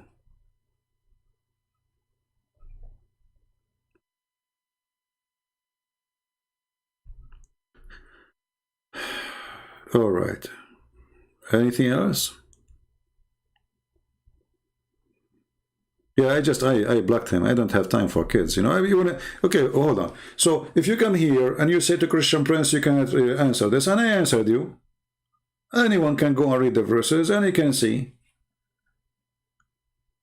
Like when you have 3 or 4 people talking about the same story. Okay. So let us say a person, he have a car accident. He have a car accident. The first person, he says, this person, he died because of car accident. Then the second person, he said, this person, he died because his heart was bleeding. The third person, he said, his lung was bleeding. Well, all of them, they are telling the truth, because of the car accident, his heart was bleeding and his lung was bleeding. He died. So, very silly. But when you are just looking desperately to find a contradiction, you will find it if you are looking for something you try to fabricate. Here in our side, we are showing you from your Quran, step by step. In one verse, Allah, he says, he created the mountain after he created the earth right away, which means the second thing is the mountain. We go to a different verse, we will find the opposite. The last thing, it was the mountain. So there is no need even to debate about it. But anyway, even when you come to show us into contradiction, we say to you, call us to show us, you don't dare to do it. This is telling you how weak you are. Muslims are weak believers. This is why they have weak hadith. You ask any Muslim, what do you think about this hadith? He says to you, it's weak. What kind of religion they accept to believe that their prophet, the story they wrote about him, is a fabrication? They are saying to us that we Muslim, we lie. About who? About our prophet. This is what they were saying. So you have books in your libraries, all those hundreds of years, and they are the highest books for you.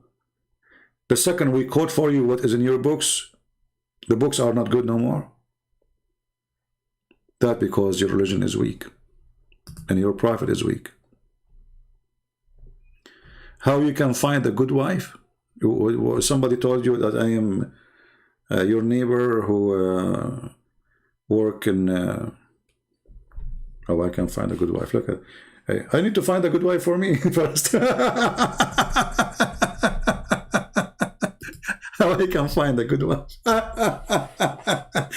Like somebody saying to, like somebody told you that Christian Prince, you have 10 wives. If I can find a good wife for me, I will advise myself first before I advise you. People are funny. Unbelievable. Here we go. Captain, he changed his name, he came back. Well, moreover, the Bible is written by many different authors. It doesn't matter, because simply the Bible is a book of books, you idiot. You are again son of Muta. The problem is that you have a book which is supposedly written by one author, yet this author contradicts himself. Change your name and come back. See, this is against you. Because if we have different author, as you are saying, and each one of them is saying something, well, they are different author. Otherwise, if we have one book, there's no need for the second person to write the same book. That would be stupid. As an example, if we have the book of Luke, and then the book of Luke is exactly the same as the book of John. So why John need to write a book the same as the book of Luke?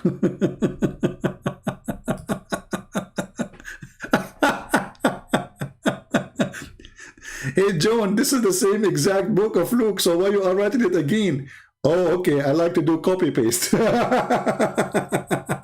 So Abdul, when we say we have 4 Gospels, that because Christianity is consistent for 4 individuals is reporting the same story, and everyone is giving you a dimension of the story. If you look at yourself, you have 4 dimensions. 1 in the front, 1 in the left, 1 in the right, and 1 in the behind. Each one who stand in a place, he see the same object, but he will see different side. The perfect dimension is 4 dimension, because we saw it from all direction. So the 4, they complete the story. They don't add to it, they don't take from it. They make it more understood and more explained and more, let us say, livable story. If I was next to Jesus when he was on the cross, let us say I was 20 meters away, but there's a person who was 10 meters away. That person who is 10 meters away, he will hear more what Jesus is saying than someone like me. So for me, I can say what I heard from people around me because their voice is loud to me. But I cannot tell you what the one who was 20 or 50 meters away was saying. So this is your silliness. However, in your Quran, it says, Inna alayna jam'uhu wa Qur'anahu. It is on us to collect it and to put it as a book. But Allah, He did not collect the book. He did not gather the book. Who is the one who did that? Muhammadan.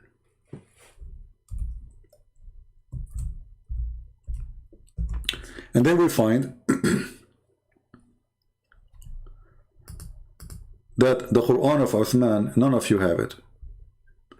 The Quran of Muhammad, none of you have it. The Quran of Hafs, none of you have it. I mean, Muhammad, he says Allah, he sent him 7 Quran. None of them you have. You claim that you have recitation of a person who was 200 years after Muhammad. His name is Hafs. And then we go and take a look at Hafs. We found that the Muslims in their book, they say that he was a thief. And he was a fraud. What is your view about Buhaira writing the Quran? I don't believe that Buhaira, he wrote the Quran. I believe the one who wrote the Quran is Waraq ibn Nawfal. Unless you can provide me different evidence. If you remember in the hadith it says that when Waraq he died, the inspiration of Allah is paused. Correct? Buhaira, he don't live in Mecca. So Muhammad, he needs somebody to supply him in the moment. On the time. There's no internet at that time to send messages, you know. So when Waraqah he died, Muhammad stopped receiving Quran and Muhammad tried to kill himself. You remember the hadith? Here you need to ask yourself, and even the hadith says that Waraqah was writing a Quran, was writing Injil in Arabic. That is the Quran. If we ask the Muslims what happened to this book, which Waraqah was writing,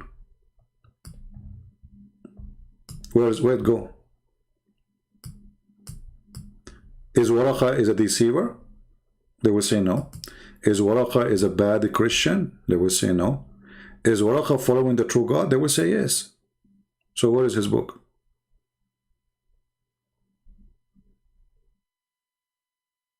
Here you see that Waraqah, he became a Christian and he was writing the Injil. Read carefully. Who during the pre-Islamic period became a Christian and used to write an Arabic writing and used to write the gospel in Arabic. Do you see it? That is the Quran. And then when this guy he died, Muhammad stopped receiving messages from Allah. So what is the connection between his death and Quran? It's obvious. Right? Here you see that few days after Waraqah died, and the divine inspiration was also paused for a while means long time. And the prophet becomes so sad. So we have heard that he intended several times to throw himself from the top of the high mountains. Here again, this is confirmed that Muhammad is so desperate. He lost hope.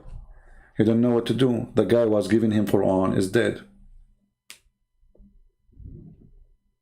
To the point he tried to kill himself. So for me, I believe that Waraqa is more convincing to be the one behind Muhammad, and I believe actually Waraqa is the real father of Muhammad.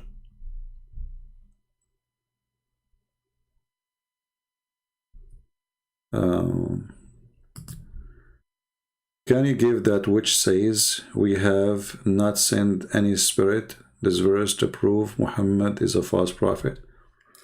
I'm not sure what you mean. We have not sent any spirit. I'm not sure what you are trying to say. You have to make it more clear, my friend.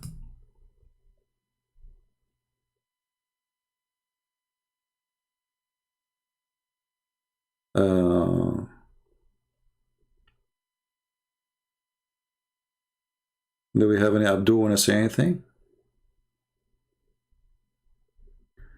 Tabari Tafsir, Muslim, they say this one is a true tafsir. Well, if they say this is a true tafsir, that's wonderful, because the Tabari will expose all of Islam.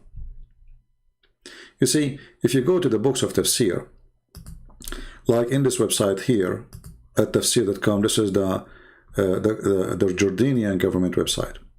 So if you go and click here at books, you will find a long list, you know, really huge list.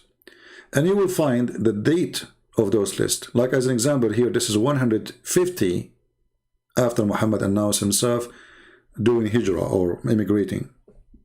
This is the calendar of the Muslims. So the more earlier it is, the more truthful it is.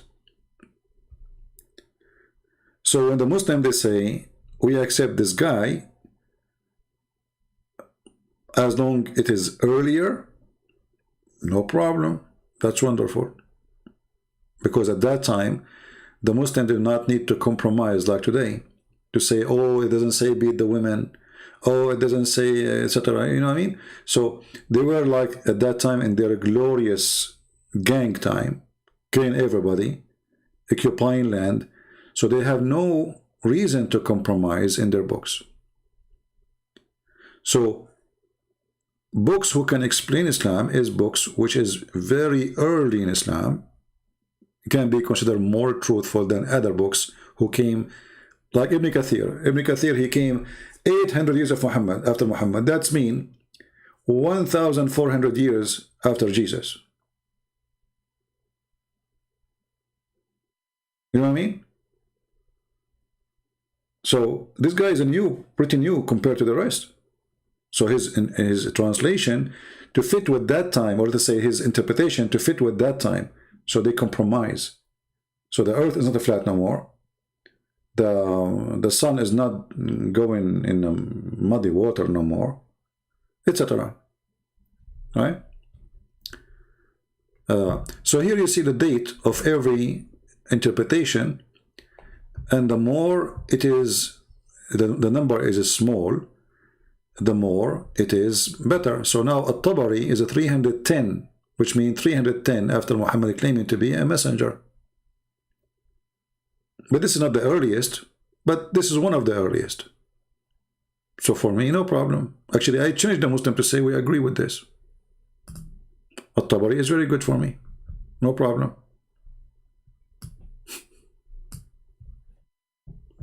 Right?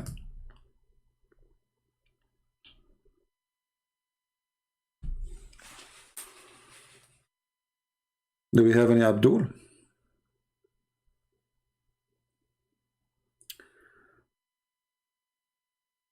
We don't call, we talk face to face like real man. Yeah, well, obviously you are a donkey because you are in the internet. And as long as you do face to face, why you don't go to Israel to face to face? The Jews are waiting for you, potato. Don't you want to get Jerusalem back? Do face to face? You're a potato. What happened to face to face? Face to face in YouTube only?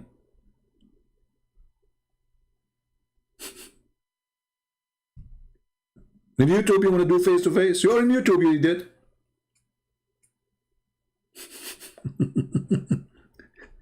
You're in YouTube, I am in YouTube, I will debate face to face. Stupid, he is. Desperate, stupid people. We need face to face, we do not need face to face. Who care? I am here destroying your God. Do something about it. We need to be face to face. Okay, don't do anything then. Who care? If you want to debate me face to face or ass to ass, you are a donkey. Like if you can, so I cannot do good if it's in the internet. So you will do good in the face to face. Trust me, you will do pee-pee when you see my face. I look scary. If I go fishing, I look at the ocean, the fish die. Unbelievable. I go in the elevator, I say hello, nobody answer. I scared the hell of everybody. Good morning, nobody answer. Like hello. By the way, I'm your neighbor, and nobody answer. Everybody's head is down, like okay. You know, and they are breathing heavy. Face to face, what face to face would do? We don't want to go there. You think someone like you can intimidate someone like me? Face to face? You will do pee-pee. Potato.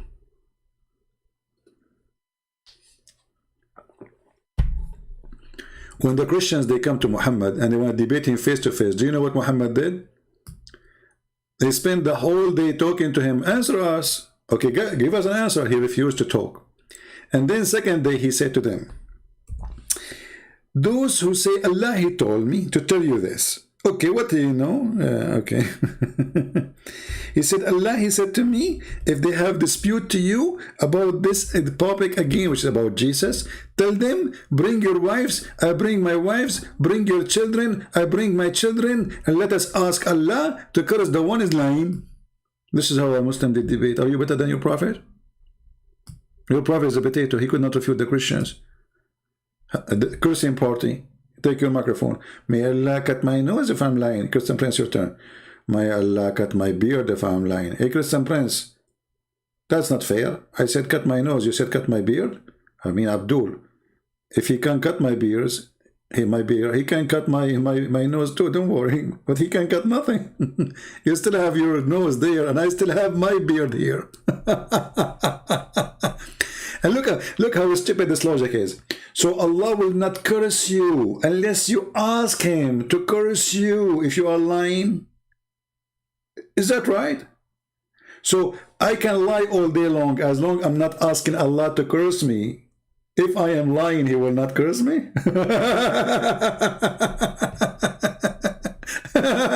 It's like saying, I'm going to rape women and Allah will not punish me unless I ask him to punish me. What the heck? You're a prophet. He have no IQ at all. Not only have a low IQ. You remember the guy he called us before, and he says the reason the angels they did a surgery for a prophet and they install a wisdom in his chest because they are improving his IQ. You remember it? It's the, you people download it. They are improving his IQ. Okay. Can you give me some point to prove that Muhammad is a false prophet? My friend, a prophet is somebody make a prophecy, correct? Okay. Ask the Muslims, where is the prophecy in the Quran which come true? They will try to give you something from the hadith, even those we get them busted. As an example, there's a chapter in the Quran, it's called the chapter of Al-Kafirun, which means the chapter of the Kuffar. Muhammad is said to the people of Quraysh, I believe not in what you believe, and you will not believe in what you believe, and I will not believe in what you believe, and I will believe, and I will not believe, and I will believe, which means, I believe not in what you believe, and you will not worship what I worship, and I will not worship what you worship, because you have your God, I have my God. Later, they convert to Islam. But he just told them, you will not worship what I worship, and I will never worship what you worship, and you will never worship what I worship, because you have your religion, I have mine. But later, they became Muslims.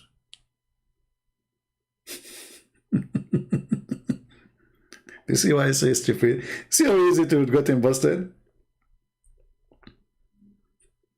He told them, you will never.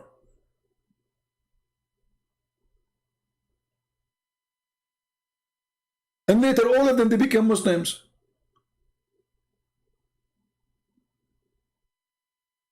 So how he is a prophet? By the way, I used to be a prophet before. I will tell you how I was a prophet. As an example, I am the only one who predicted that millions of women, they will have their period every month. Don't tell me, please, how I know that. I mean, it's inspiration. I'm telling you, it's a true story.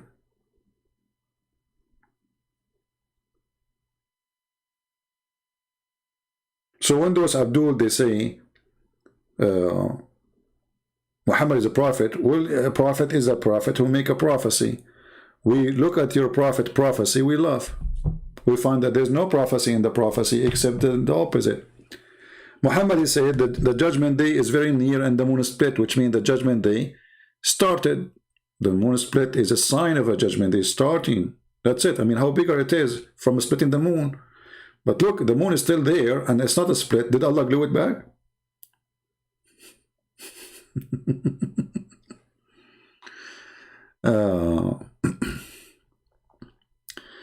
Prophecy about gold mine. Yeah, Muhammad, he's not the gold mine actually. He said there is a mountain under the river of Euphrates.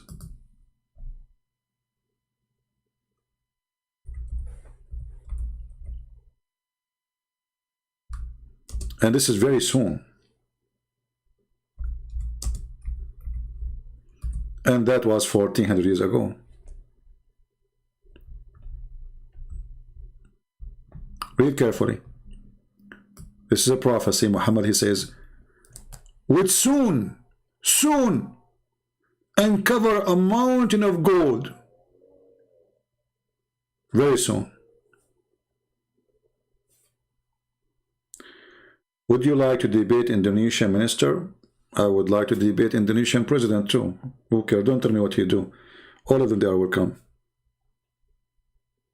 That would be fun actually. Sure. Indonesia minister, Indonesia, who cares? You see, title mean nothing. We debate the human being, not his title.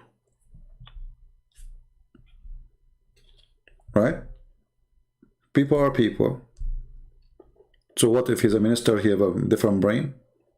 He might be more stupid than the rest.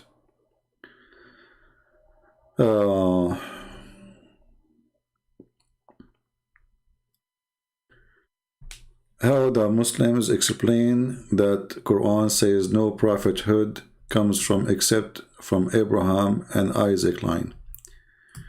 Well, they cannot explain anything. I mean, when you say they explain, let us say they answer that.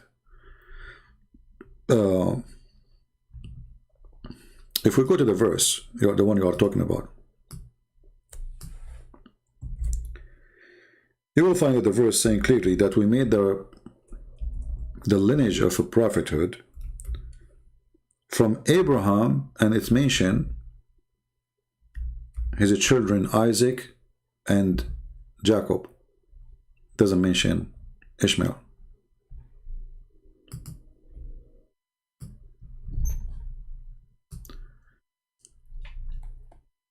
How they can answer it? They will say there's other verse saying that Ishmael is a prophet, but doesn't say from his seed will be a prophet. Here it says, and we bestowed on Abraham, Isaac, and Jacob, and we ordained among his offspring prophethood. So he mentioned clearly the names. And then he mentioned names of the prophets will come from Isaac and Jacob. Who is Imam al-Mahdi? If I tell you really who is Imam al-Mahdi, you will laugh. Okay. Do you know, for sure we know Peter, right? Peter. If I tell you that the madness of Muslims goes so far to the point they say that al-Mahdi is the grandson of disciple Peter. It's hard to believe, right? Usually I don't talk about those things because this is a complicated topic. But according to the stupidity of this cult, that Peter, he is the grandfather of al-Mahdi.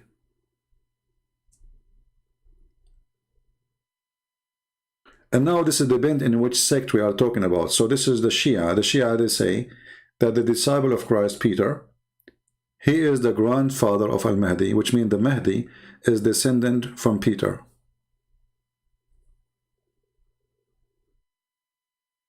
Maybe we can make a special topic about this to cover it.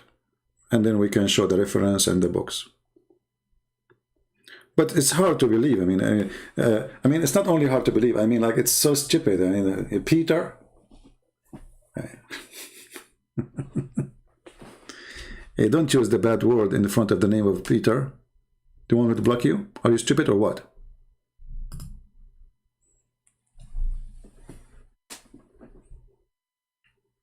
Clean your nose. Clean your mouth.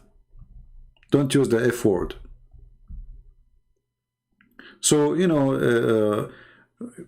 the more you read Islamic books, the more you learn, the more you notice how crazy this cult is.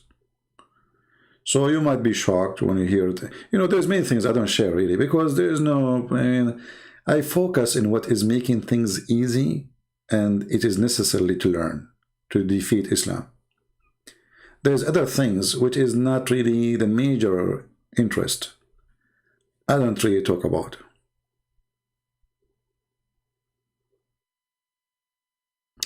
The one who fixed the Arabic grammar, his name is Abu al-Aswad al-Du'ali, and he is a Persian.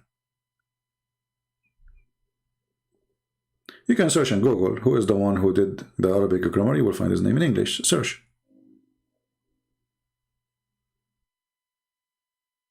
Well, there's a million things we can talk about Islam. We never mention here. But as you see, you have to give me a reason to talk about it. You see, a knowledge of a man will appear when the reason come. You know what I mean? So usually we speak about certain things, as I said, because it is what I need to arm the Christian with, for it is everyday topic. Al-Mahdi is not really important for me, because you know, I mean, he's not even Muhammad, so what I would talk about, you know. But obviously there's tons of fiction stories about such a person. And, you know, the Muslims are so desperate to try to find, let us say, a special man. When Islam took Christ from their life, those people who've been forced to convert to Islam, they are trying to find a new Christ. So you will find that in Islam there is a 12 Imam. Jesus have a 12 disciple. Muhammad, he says, take the Quran from 4. We find that we have a 4 gospel. And we have 4 disciples wrote the gospel. We find that Muhammad, he used the number 7 and the number 70. This is Jesus' words. So Islam is a counterfeit, false copy of Christianity mixed with other belief.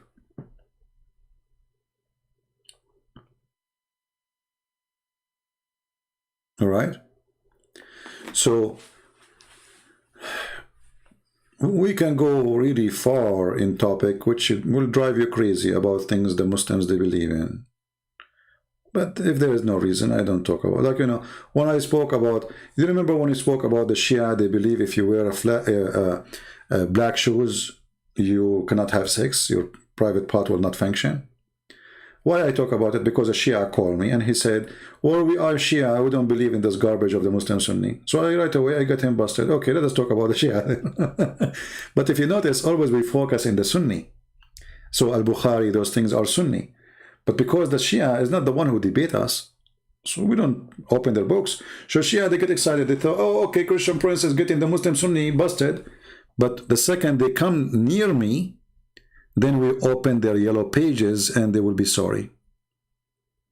As an example, Al-Mahdi is a person when he fell in his ass, he say Alhamdulillah and he don't fart. Like, what? He don't fart. Al-Mahdi, he don't pee. He don't do poo-poo. Al-Mahdi, his mother, she gave birth to him from her thigh, not from her vagina. I mean, Shia, they have a lot more crazy than the Sunni. Like, if you look at your wife anus when you are having sex, your son will be a homosexual. Other hadith says, if you look at your wife anus when you are having sex, your son will be dumb and mute. This is what Shia believe. Watermelon, if she is sweet, she is Shia. If she is bitter, she is Sunni. According to Shia, every single Muslim Sunni is a homosexual. Why? Because Shaitan, when a Muslim Sunni is born, Shaitan, he put his finger in his anus. So if you don't give me a reason to talk about those things, I mean, it's endless. Why I want to talk about it? Right? Which hadith that Sunni and Shia accept? You see, both of them, they accept the same hadith, but depend in the agenda. So you will see a Muslim Shia quoting Al-Bukhari if that hadith support his belief, vice versa. See the hypocrisy? So they say to you, we don't accept Al-Bukhari unless the hadith is supporting their belief. Actually, if you remember a few months ago, I posted a video, I did not keep it for long, about a Muslim Shia sheikh. He was saying, he was explaining to you why the Muslim Sunni are homosexual. Why? Because Shaitan, he put his finger in their anus.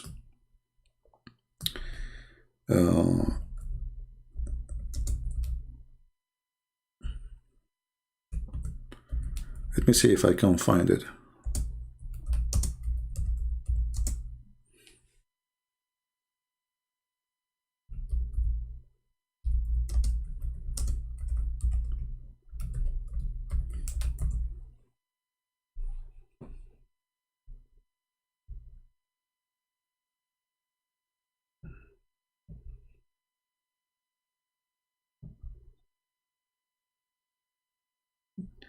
Well, maybe I will find it only in Arabic. Let us see.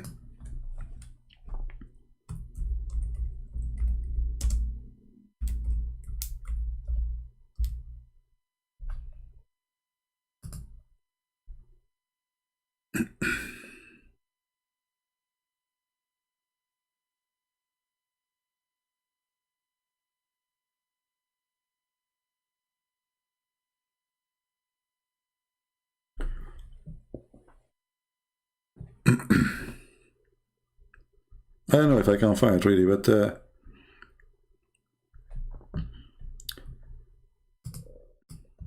we will try.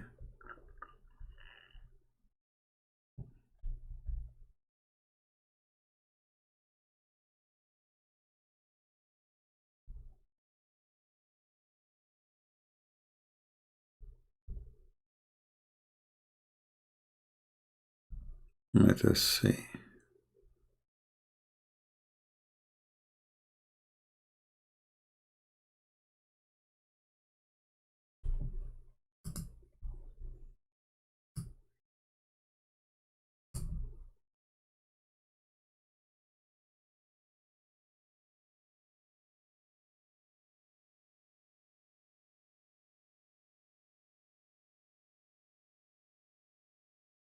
Let us see.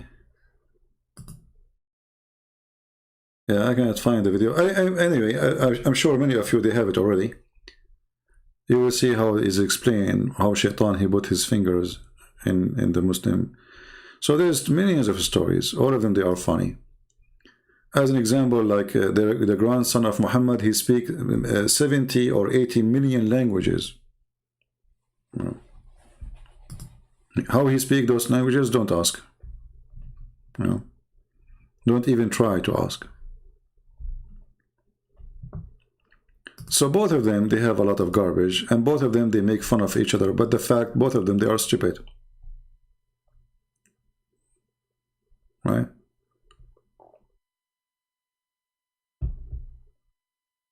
Any other question here? Well, it is 2 a.m. in the morning, and I think it's good, it's better for me to go. What do you think, guys? Isn't it better? It is 2 a.m. in the morning. Hello. And I think my eyes start hurting from looking at the computer. We are already here almost for 4 hours. You see how fast time goes.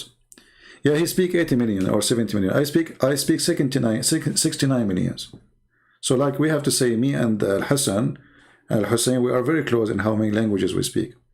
You know, like when I, you remember the story I told you, like when I was a kid, I have a fight with Bruce Lee, from Brazil, which he was coming from Indonesia. And, like we went to the grocery store, the guy was trying to buy potato, and I said to him, I'm not going to give you the potatoes. And then he spoke to me in his language, which is like, this is a true story, by the way. And then I said to him, we're going to fight outside. So he said, okay, let us go fight outside of the store. So we jumped out of the store, we found ourselves in South Africa. And then in South Africa, I said to himself, you know what, we are in South Africa. Me, myself, I don't like to fight in the south. Can we move to the north? So we decide to go to the North Pole. And then in the North Pole, we found that it's too icy. I mean, come on.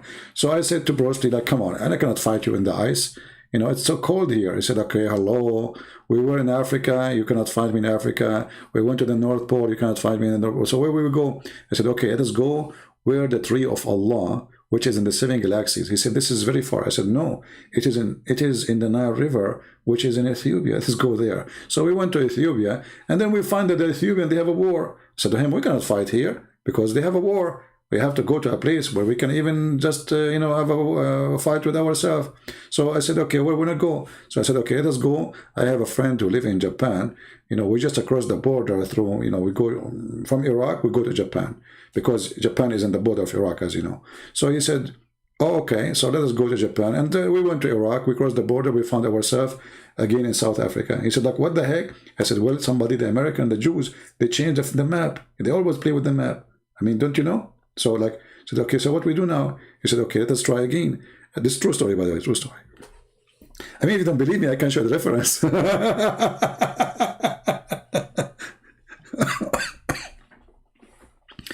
So Christian Prince, he is trying to avoid Bruce Lee.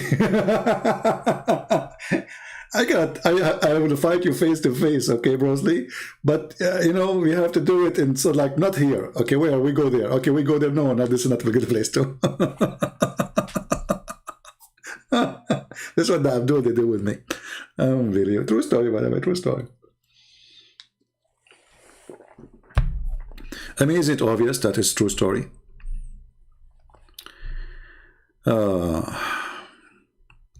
People who believe in a flying car with a flying horse, a prophet, the prophet, he have the power of 4,000 men in sex.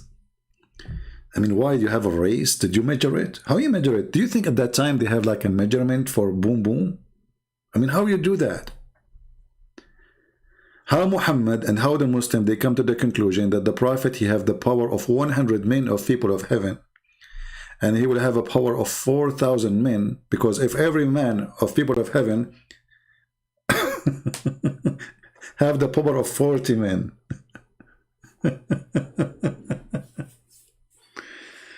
Oh boy. Every man in the heaven, he have the power of 40 men in earth, and boom boom. Muhammad, he will have the power of 100 men. X40, 4,000. And the funny is that this religion, they are proud about the penis of their prophet in heaven, but on earth, the guy, he could not even have sex with his wives, and he could not make any of them have babies. I mean, nothing wrong with if he cannot make them have a baby, but obviously he's exaggerating with his sex power because he knew there is something missing. You see, those who exaggerate, talk about their sexual power, obviously either they are mentally ill or they are trying to cover something. Maybe it's the opposite. The hadith says that the prophet, he was bewitched and he imagined that he have sexual intercourse. In fact, he did not. What happened? Muhammad, he go to his friends. He said, yesterday, brothers and sisters, I was doing boom boom all night. You really, Muhammad? Yes, I did not stop. Boom boom boom boom. Boom boom boom boom. From a woman to a woman to a woman. Second day, the women, they start talking. They ask the wives, man, your husband yesterday told us you have a very hot night yesterday. I said, what? He did not even get close to us. What are you talking about? So when the news became fishy, so Muhammad, he have to come with an excuse, and he said, "Oh, I'm bewitched. Okay, I imagine myself having sex with him like that the way."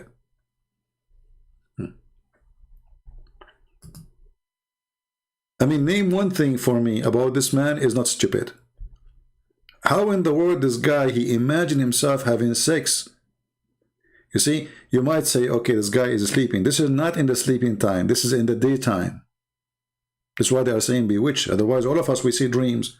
You know, as an example, you know, I saw myself talking to Joe Biden, and he explained to me the Quran. Why one word? I said to him, can you explain the Quran, Joe Biden? He said, you know the thing. And I was like, what? That's good.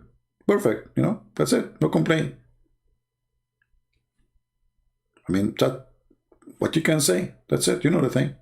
So, all of us, we see dreams. But this is not a dream.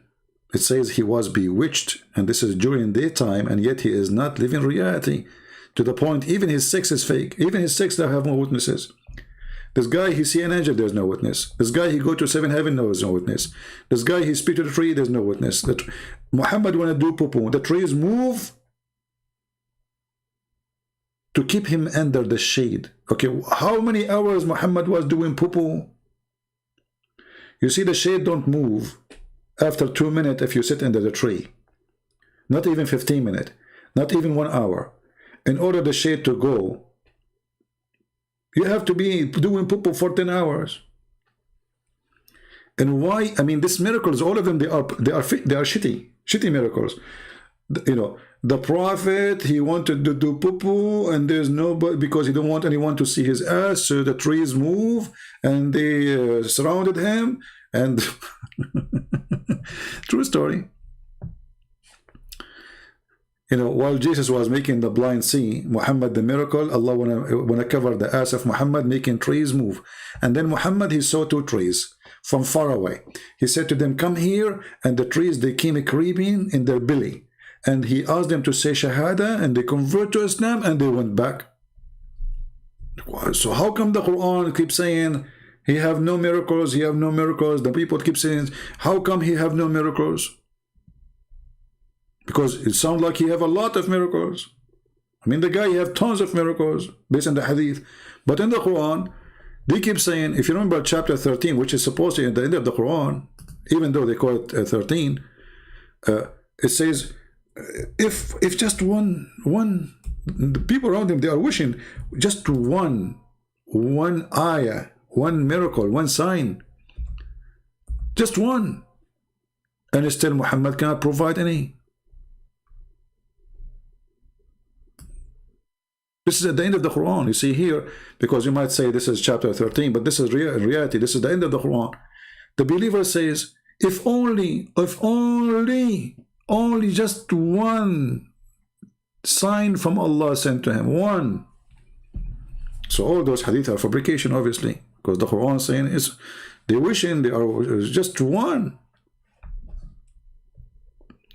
Or Muhammad speaking to the lizard, and the lizard convert to Islam.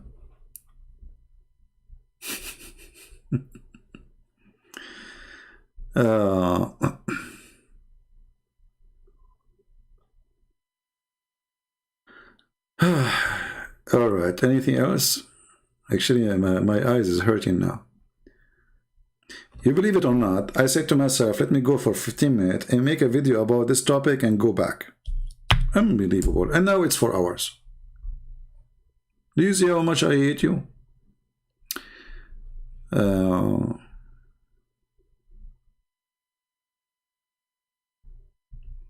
Where we can find those hadith, or this is very easy to find them. Let me see. But the question is where we can find them in English.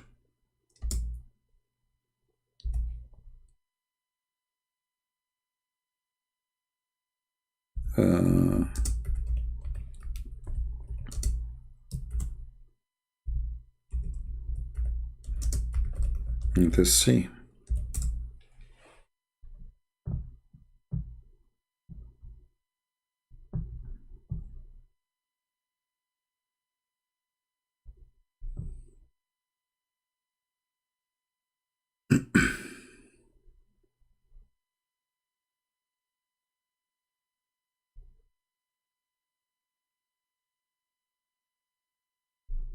Da, da, da, da, da, da, da.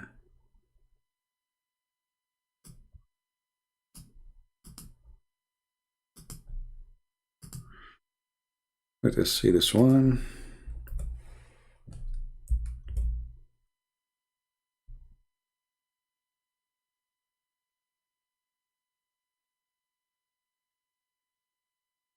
Here we go.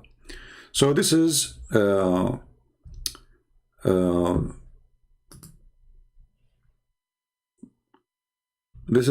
Ibn Ishaq. This is in Arabic. I cannot find it in English. Islam Port. This is the book of Sirah by Ibn Ishaq. And here you will see the story. Muhammad, he wanted to do poo-poo. Let's search for the thing.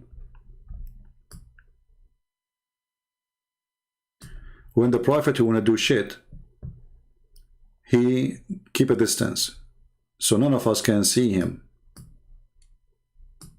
All right. Then he said, he called Jabir. He saw two trees, and there's like a few arms between them. So he said to Jabir, go to those trees and tell that tree to join the other one, so I can sit behind you. And then the tree, she creep, and she join the other one. All right, so the Prophet can do, and then he sit and he did shit. Let me send you the link, and then I will send the link, and I will use Google translation, you know. Let us see, Google translation.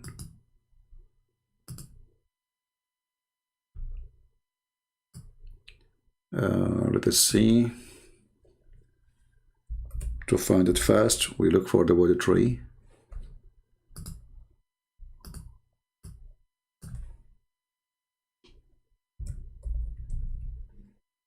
Okay. So here it says,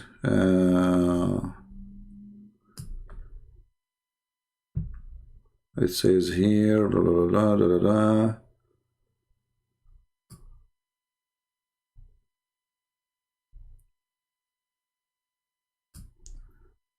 Call out those branches of a tree. Actually, the tree, not the branches. So he called the tree, and I mean, translation is not really good. So the tree, she creep, and she walked to the other tree, and then Muhammad, he sat underneath, and he did poo-poo. So let us see here. It says, enter the messenger of Allah, prayer, and you know, okay. So you see, translation is not really good, but maybe if we use Google translation, let us see. I will use Google translation,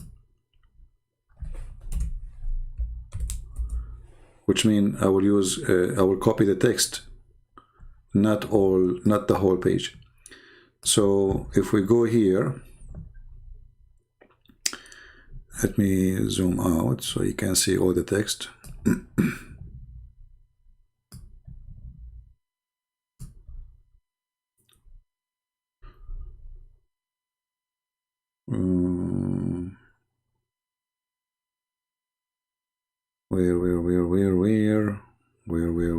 Where?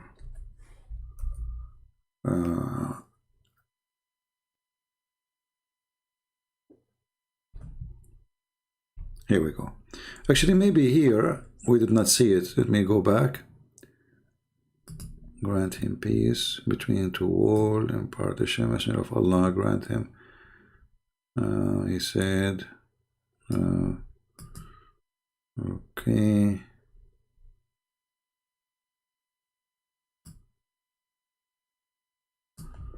Yeah, for some reason in the translation isn't so. Anyway, so here we go. It says,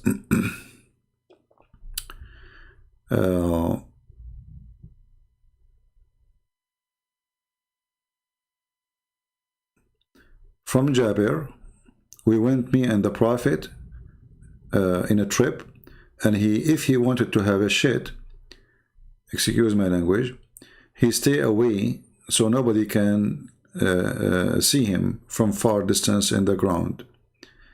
and this is in the case there is in the ground there is no like no landscape to hide behind, like a wall or no trees. And then he says to me, Jabir, actually this is a different miracle. Let's see the other one. No, here we go, here. So he said to me, Jabir, go to this tree and tell the tree to join its friend, which means the other tree, so I can sit behind you and he can do his poo-poo. And then he says, so I went and I told the tree, so the tree followed the other tree, and then he sat behind it and he did his shit. And then when he came back, riding our whatever horses or camels, we walk, and it was as if there is birds flying on top of us to keep us on shade. Let us copy this part and try to take it to Google translation here. Let us do that.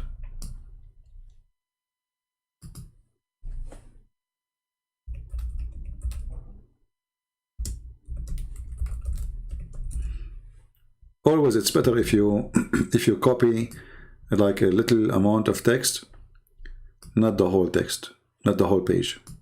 So we will paste whatever we copy from there, and here it says, let us see the translation.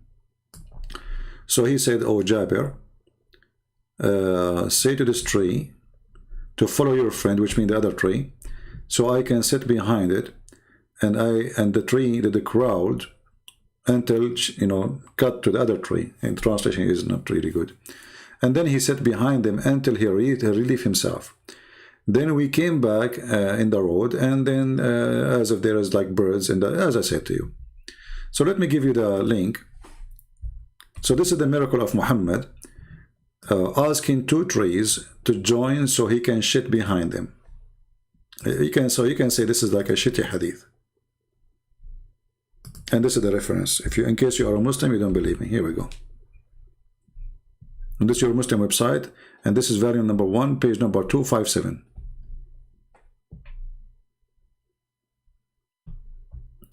See, Muhammad, I mean, Allah is, you know, what you can say. No comment.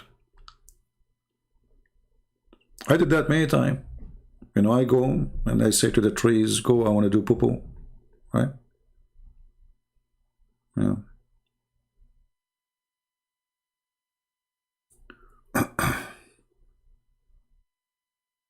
I mean, in the same page, there's many things claiming there that Muhammad he did, but all of them, they are funny and stupid.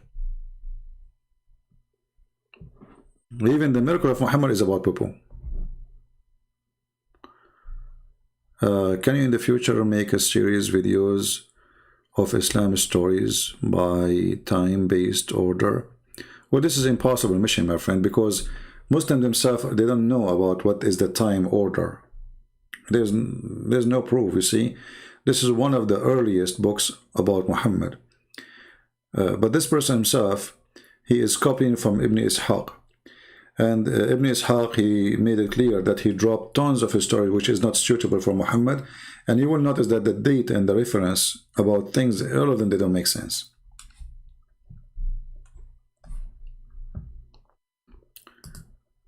So never think that Muslims, they themselves, they knew anything about dates. You know, the Muslims, they agree about not to agree. That's the only agreement Muslims they have. That's why when somebody says, like, do you think Islam is going to dominate the earth? I laugh, because Muslims agree not to agree. You see, they might say, you see them united, like cartoon of Muhammad, they go crazy, but all of them, they kill each other too. They are not united, really. They are not united about their history, about their hadith, about their religion, about the meaning, about the interpretation.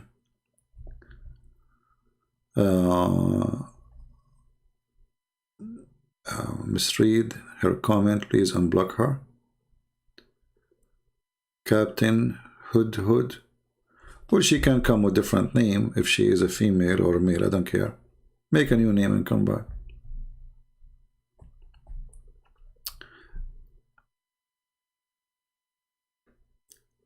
Do we have one more Abdul? And as you see, like the verses we showed you from the Quran, those are the last, in the last, like let's say, years of Muhammad life. And yet Muhammad, he don't have miracles. You know? This is Quran. People are still asking, how come they don't have one sign? So if Muhammad he have any of those miracles, he will say, okay, I did miracle. Are you stupid or what? How many miracles I have to do? But they are saying, if one, just one, and this is the end of Muhammad life, still not even one sign sent to him. So if Muhammad he like the tree, I mean, this is a big miracle. You see, you know, sometimes like you want to go do poo and there, you know, there's no bathroom. So if you can, like, you know what? I wish sometimes like I'm like Muhammad. So imagine like you go, let us say, you are in Washington DC and you are in the road and you need to go to the bathroom now. So look, if I were Muhammad, I would say, hey Jabir, go and tell the White House where Joe Biden he is not living now to move here next to the Capitol building so I can do poo between them. Miracle. Miracle. Even he have miracles about shit. Actually, there's a hadith says that when the prophet he do poo, the earth open its mouth and swallow his poo, and his pee smell like musk. And I changed the Muslim to say I'm lying, by the way. I mean, the guy, even his poo, like the guy he go to do poo, like he stand up, there's nothing. It's gone. Like what? Like where did the poo go?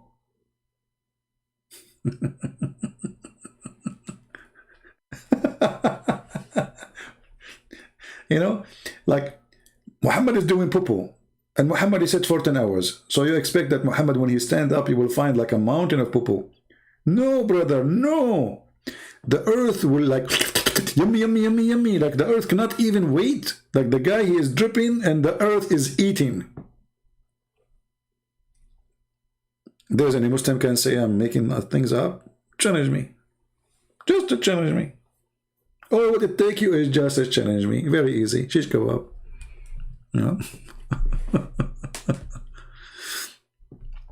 This is why, you know, when you see the stupidity of this cult, the more you study, you will see how lucky we are that we are following someone like the Messiah.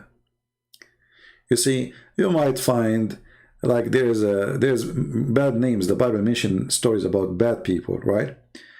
But the Bible never praised bad people. At the same time, we have a very wonderful person.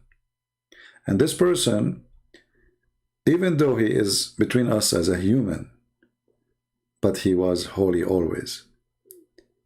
And you will notice that Jesus, he did nothing for himself. You see, Muhammad supposedly here using the power of God to do poo. What is favor in that? Jesus, he used his power to heal you, to make the blind see. What Jesus will get from that? Nothing. Do he get paid for it? No. Is he doing a short time? No.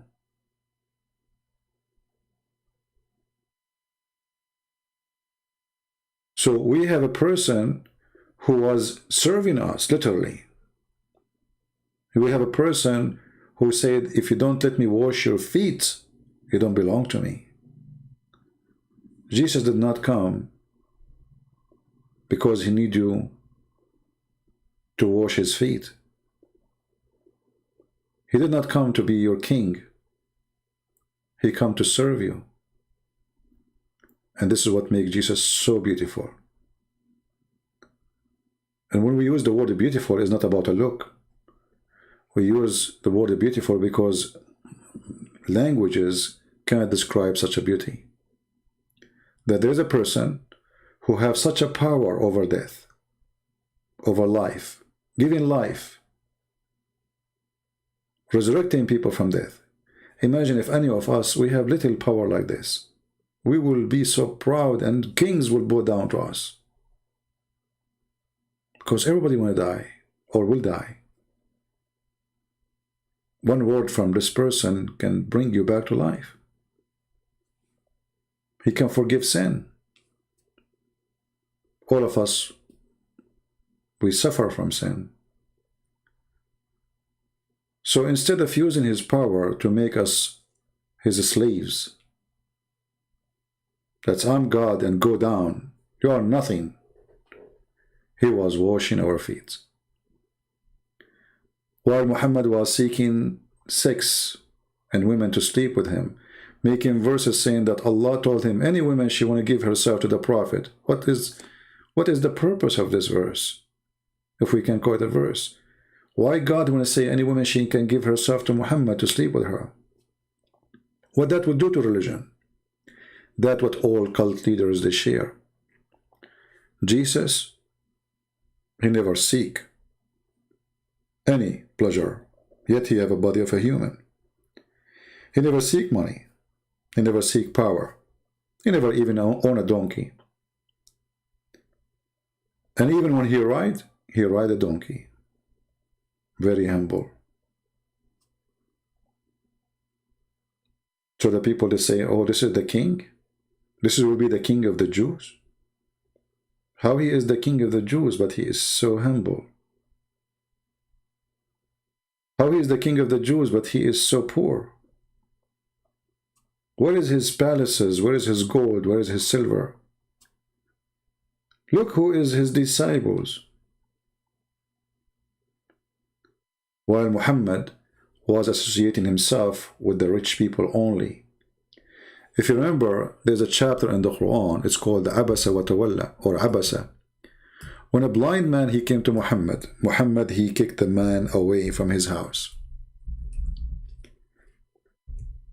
The Muslim story says that this blind man was asking Muhammad questions about Islam. And Muhammad was busy with the rich men of Quraysh. And he don't want the people to see that, look who is associating with him, a poor blind man.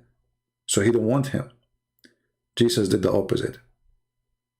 When the blind man, he said to Jesus, Jesus said to him, what do you want? He said, I want to see, Lord. The blind man, he did not ask, for a sandwich. Blind man, especially at that time, there's no social support, there's no government support. You lay down in the street and you beg for your food. So the normal thing is not to ask for, I want to see. The normal thing is give me, a penny. Let me get a sandwich. This is what people ask for. Even the blind man, he saw Jesus before his eyes opened. He said to him, I want to see, Lord. Isn't it amazing? He's blind, yet he knew that this is the person in front of me, which I cannot see, is the one who can make me see. This is why I say when you read what Jesus did, live the story, because it is going to make it way more beautiful. Imagine yourself that you are the blind man sitting on the floor. And you will not know what a blind man means until you are blind. I hope none of you will be. But a blind man, imagine you close your eyes for 2 hours. Try it. In the middle of the day and you see nothing. You don't even know how to move in your house, which the house you're used to. So what about moving outside? How you can make living in a time where people who have eyes cannot make living. Yet, this person, he was able to see Jesus. And he said to him, I want to see, Lord. So how many of us, we are not like the blind man? How many of us, we have eyes, but we cannot see? How many of us will reject Jesus, but we have eyes? How we can be very strong in vision, like that blind man who saw Jesus before Jesus gave him his eyes.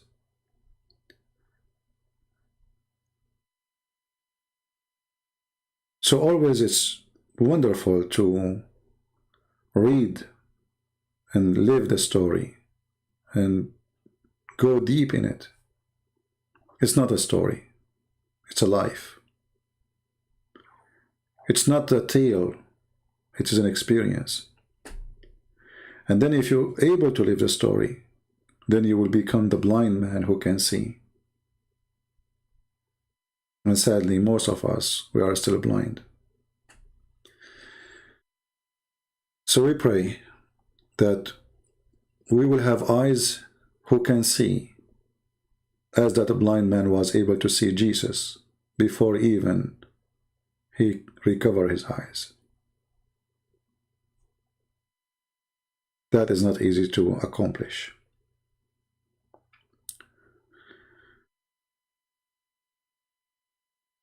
But I believe that at the end of the day, what Jesus said is absolutely true. It's your faith. When you have faith,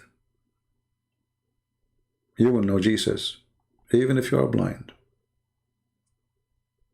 That's why he said, blessed those who believe and did not see.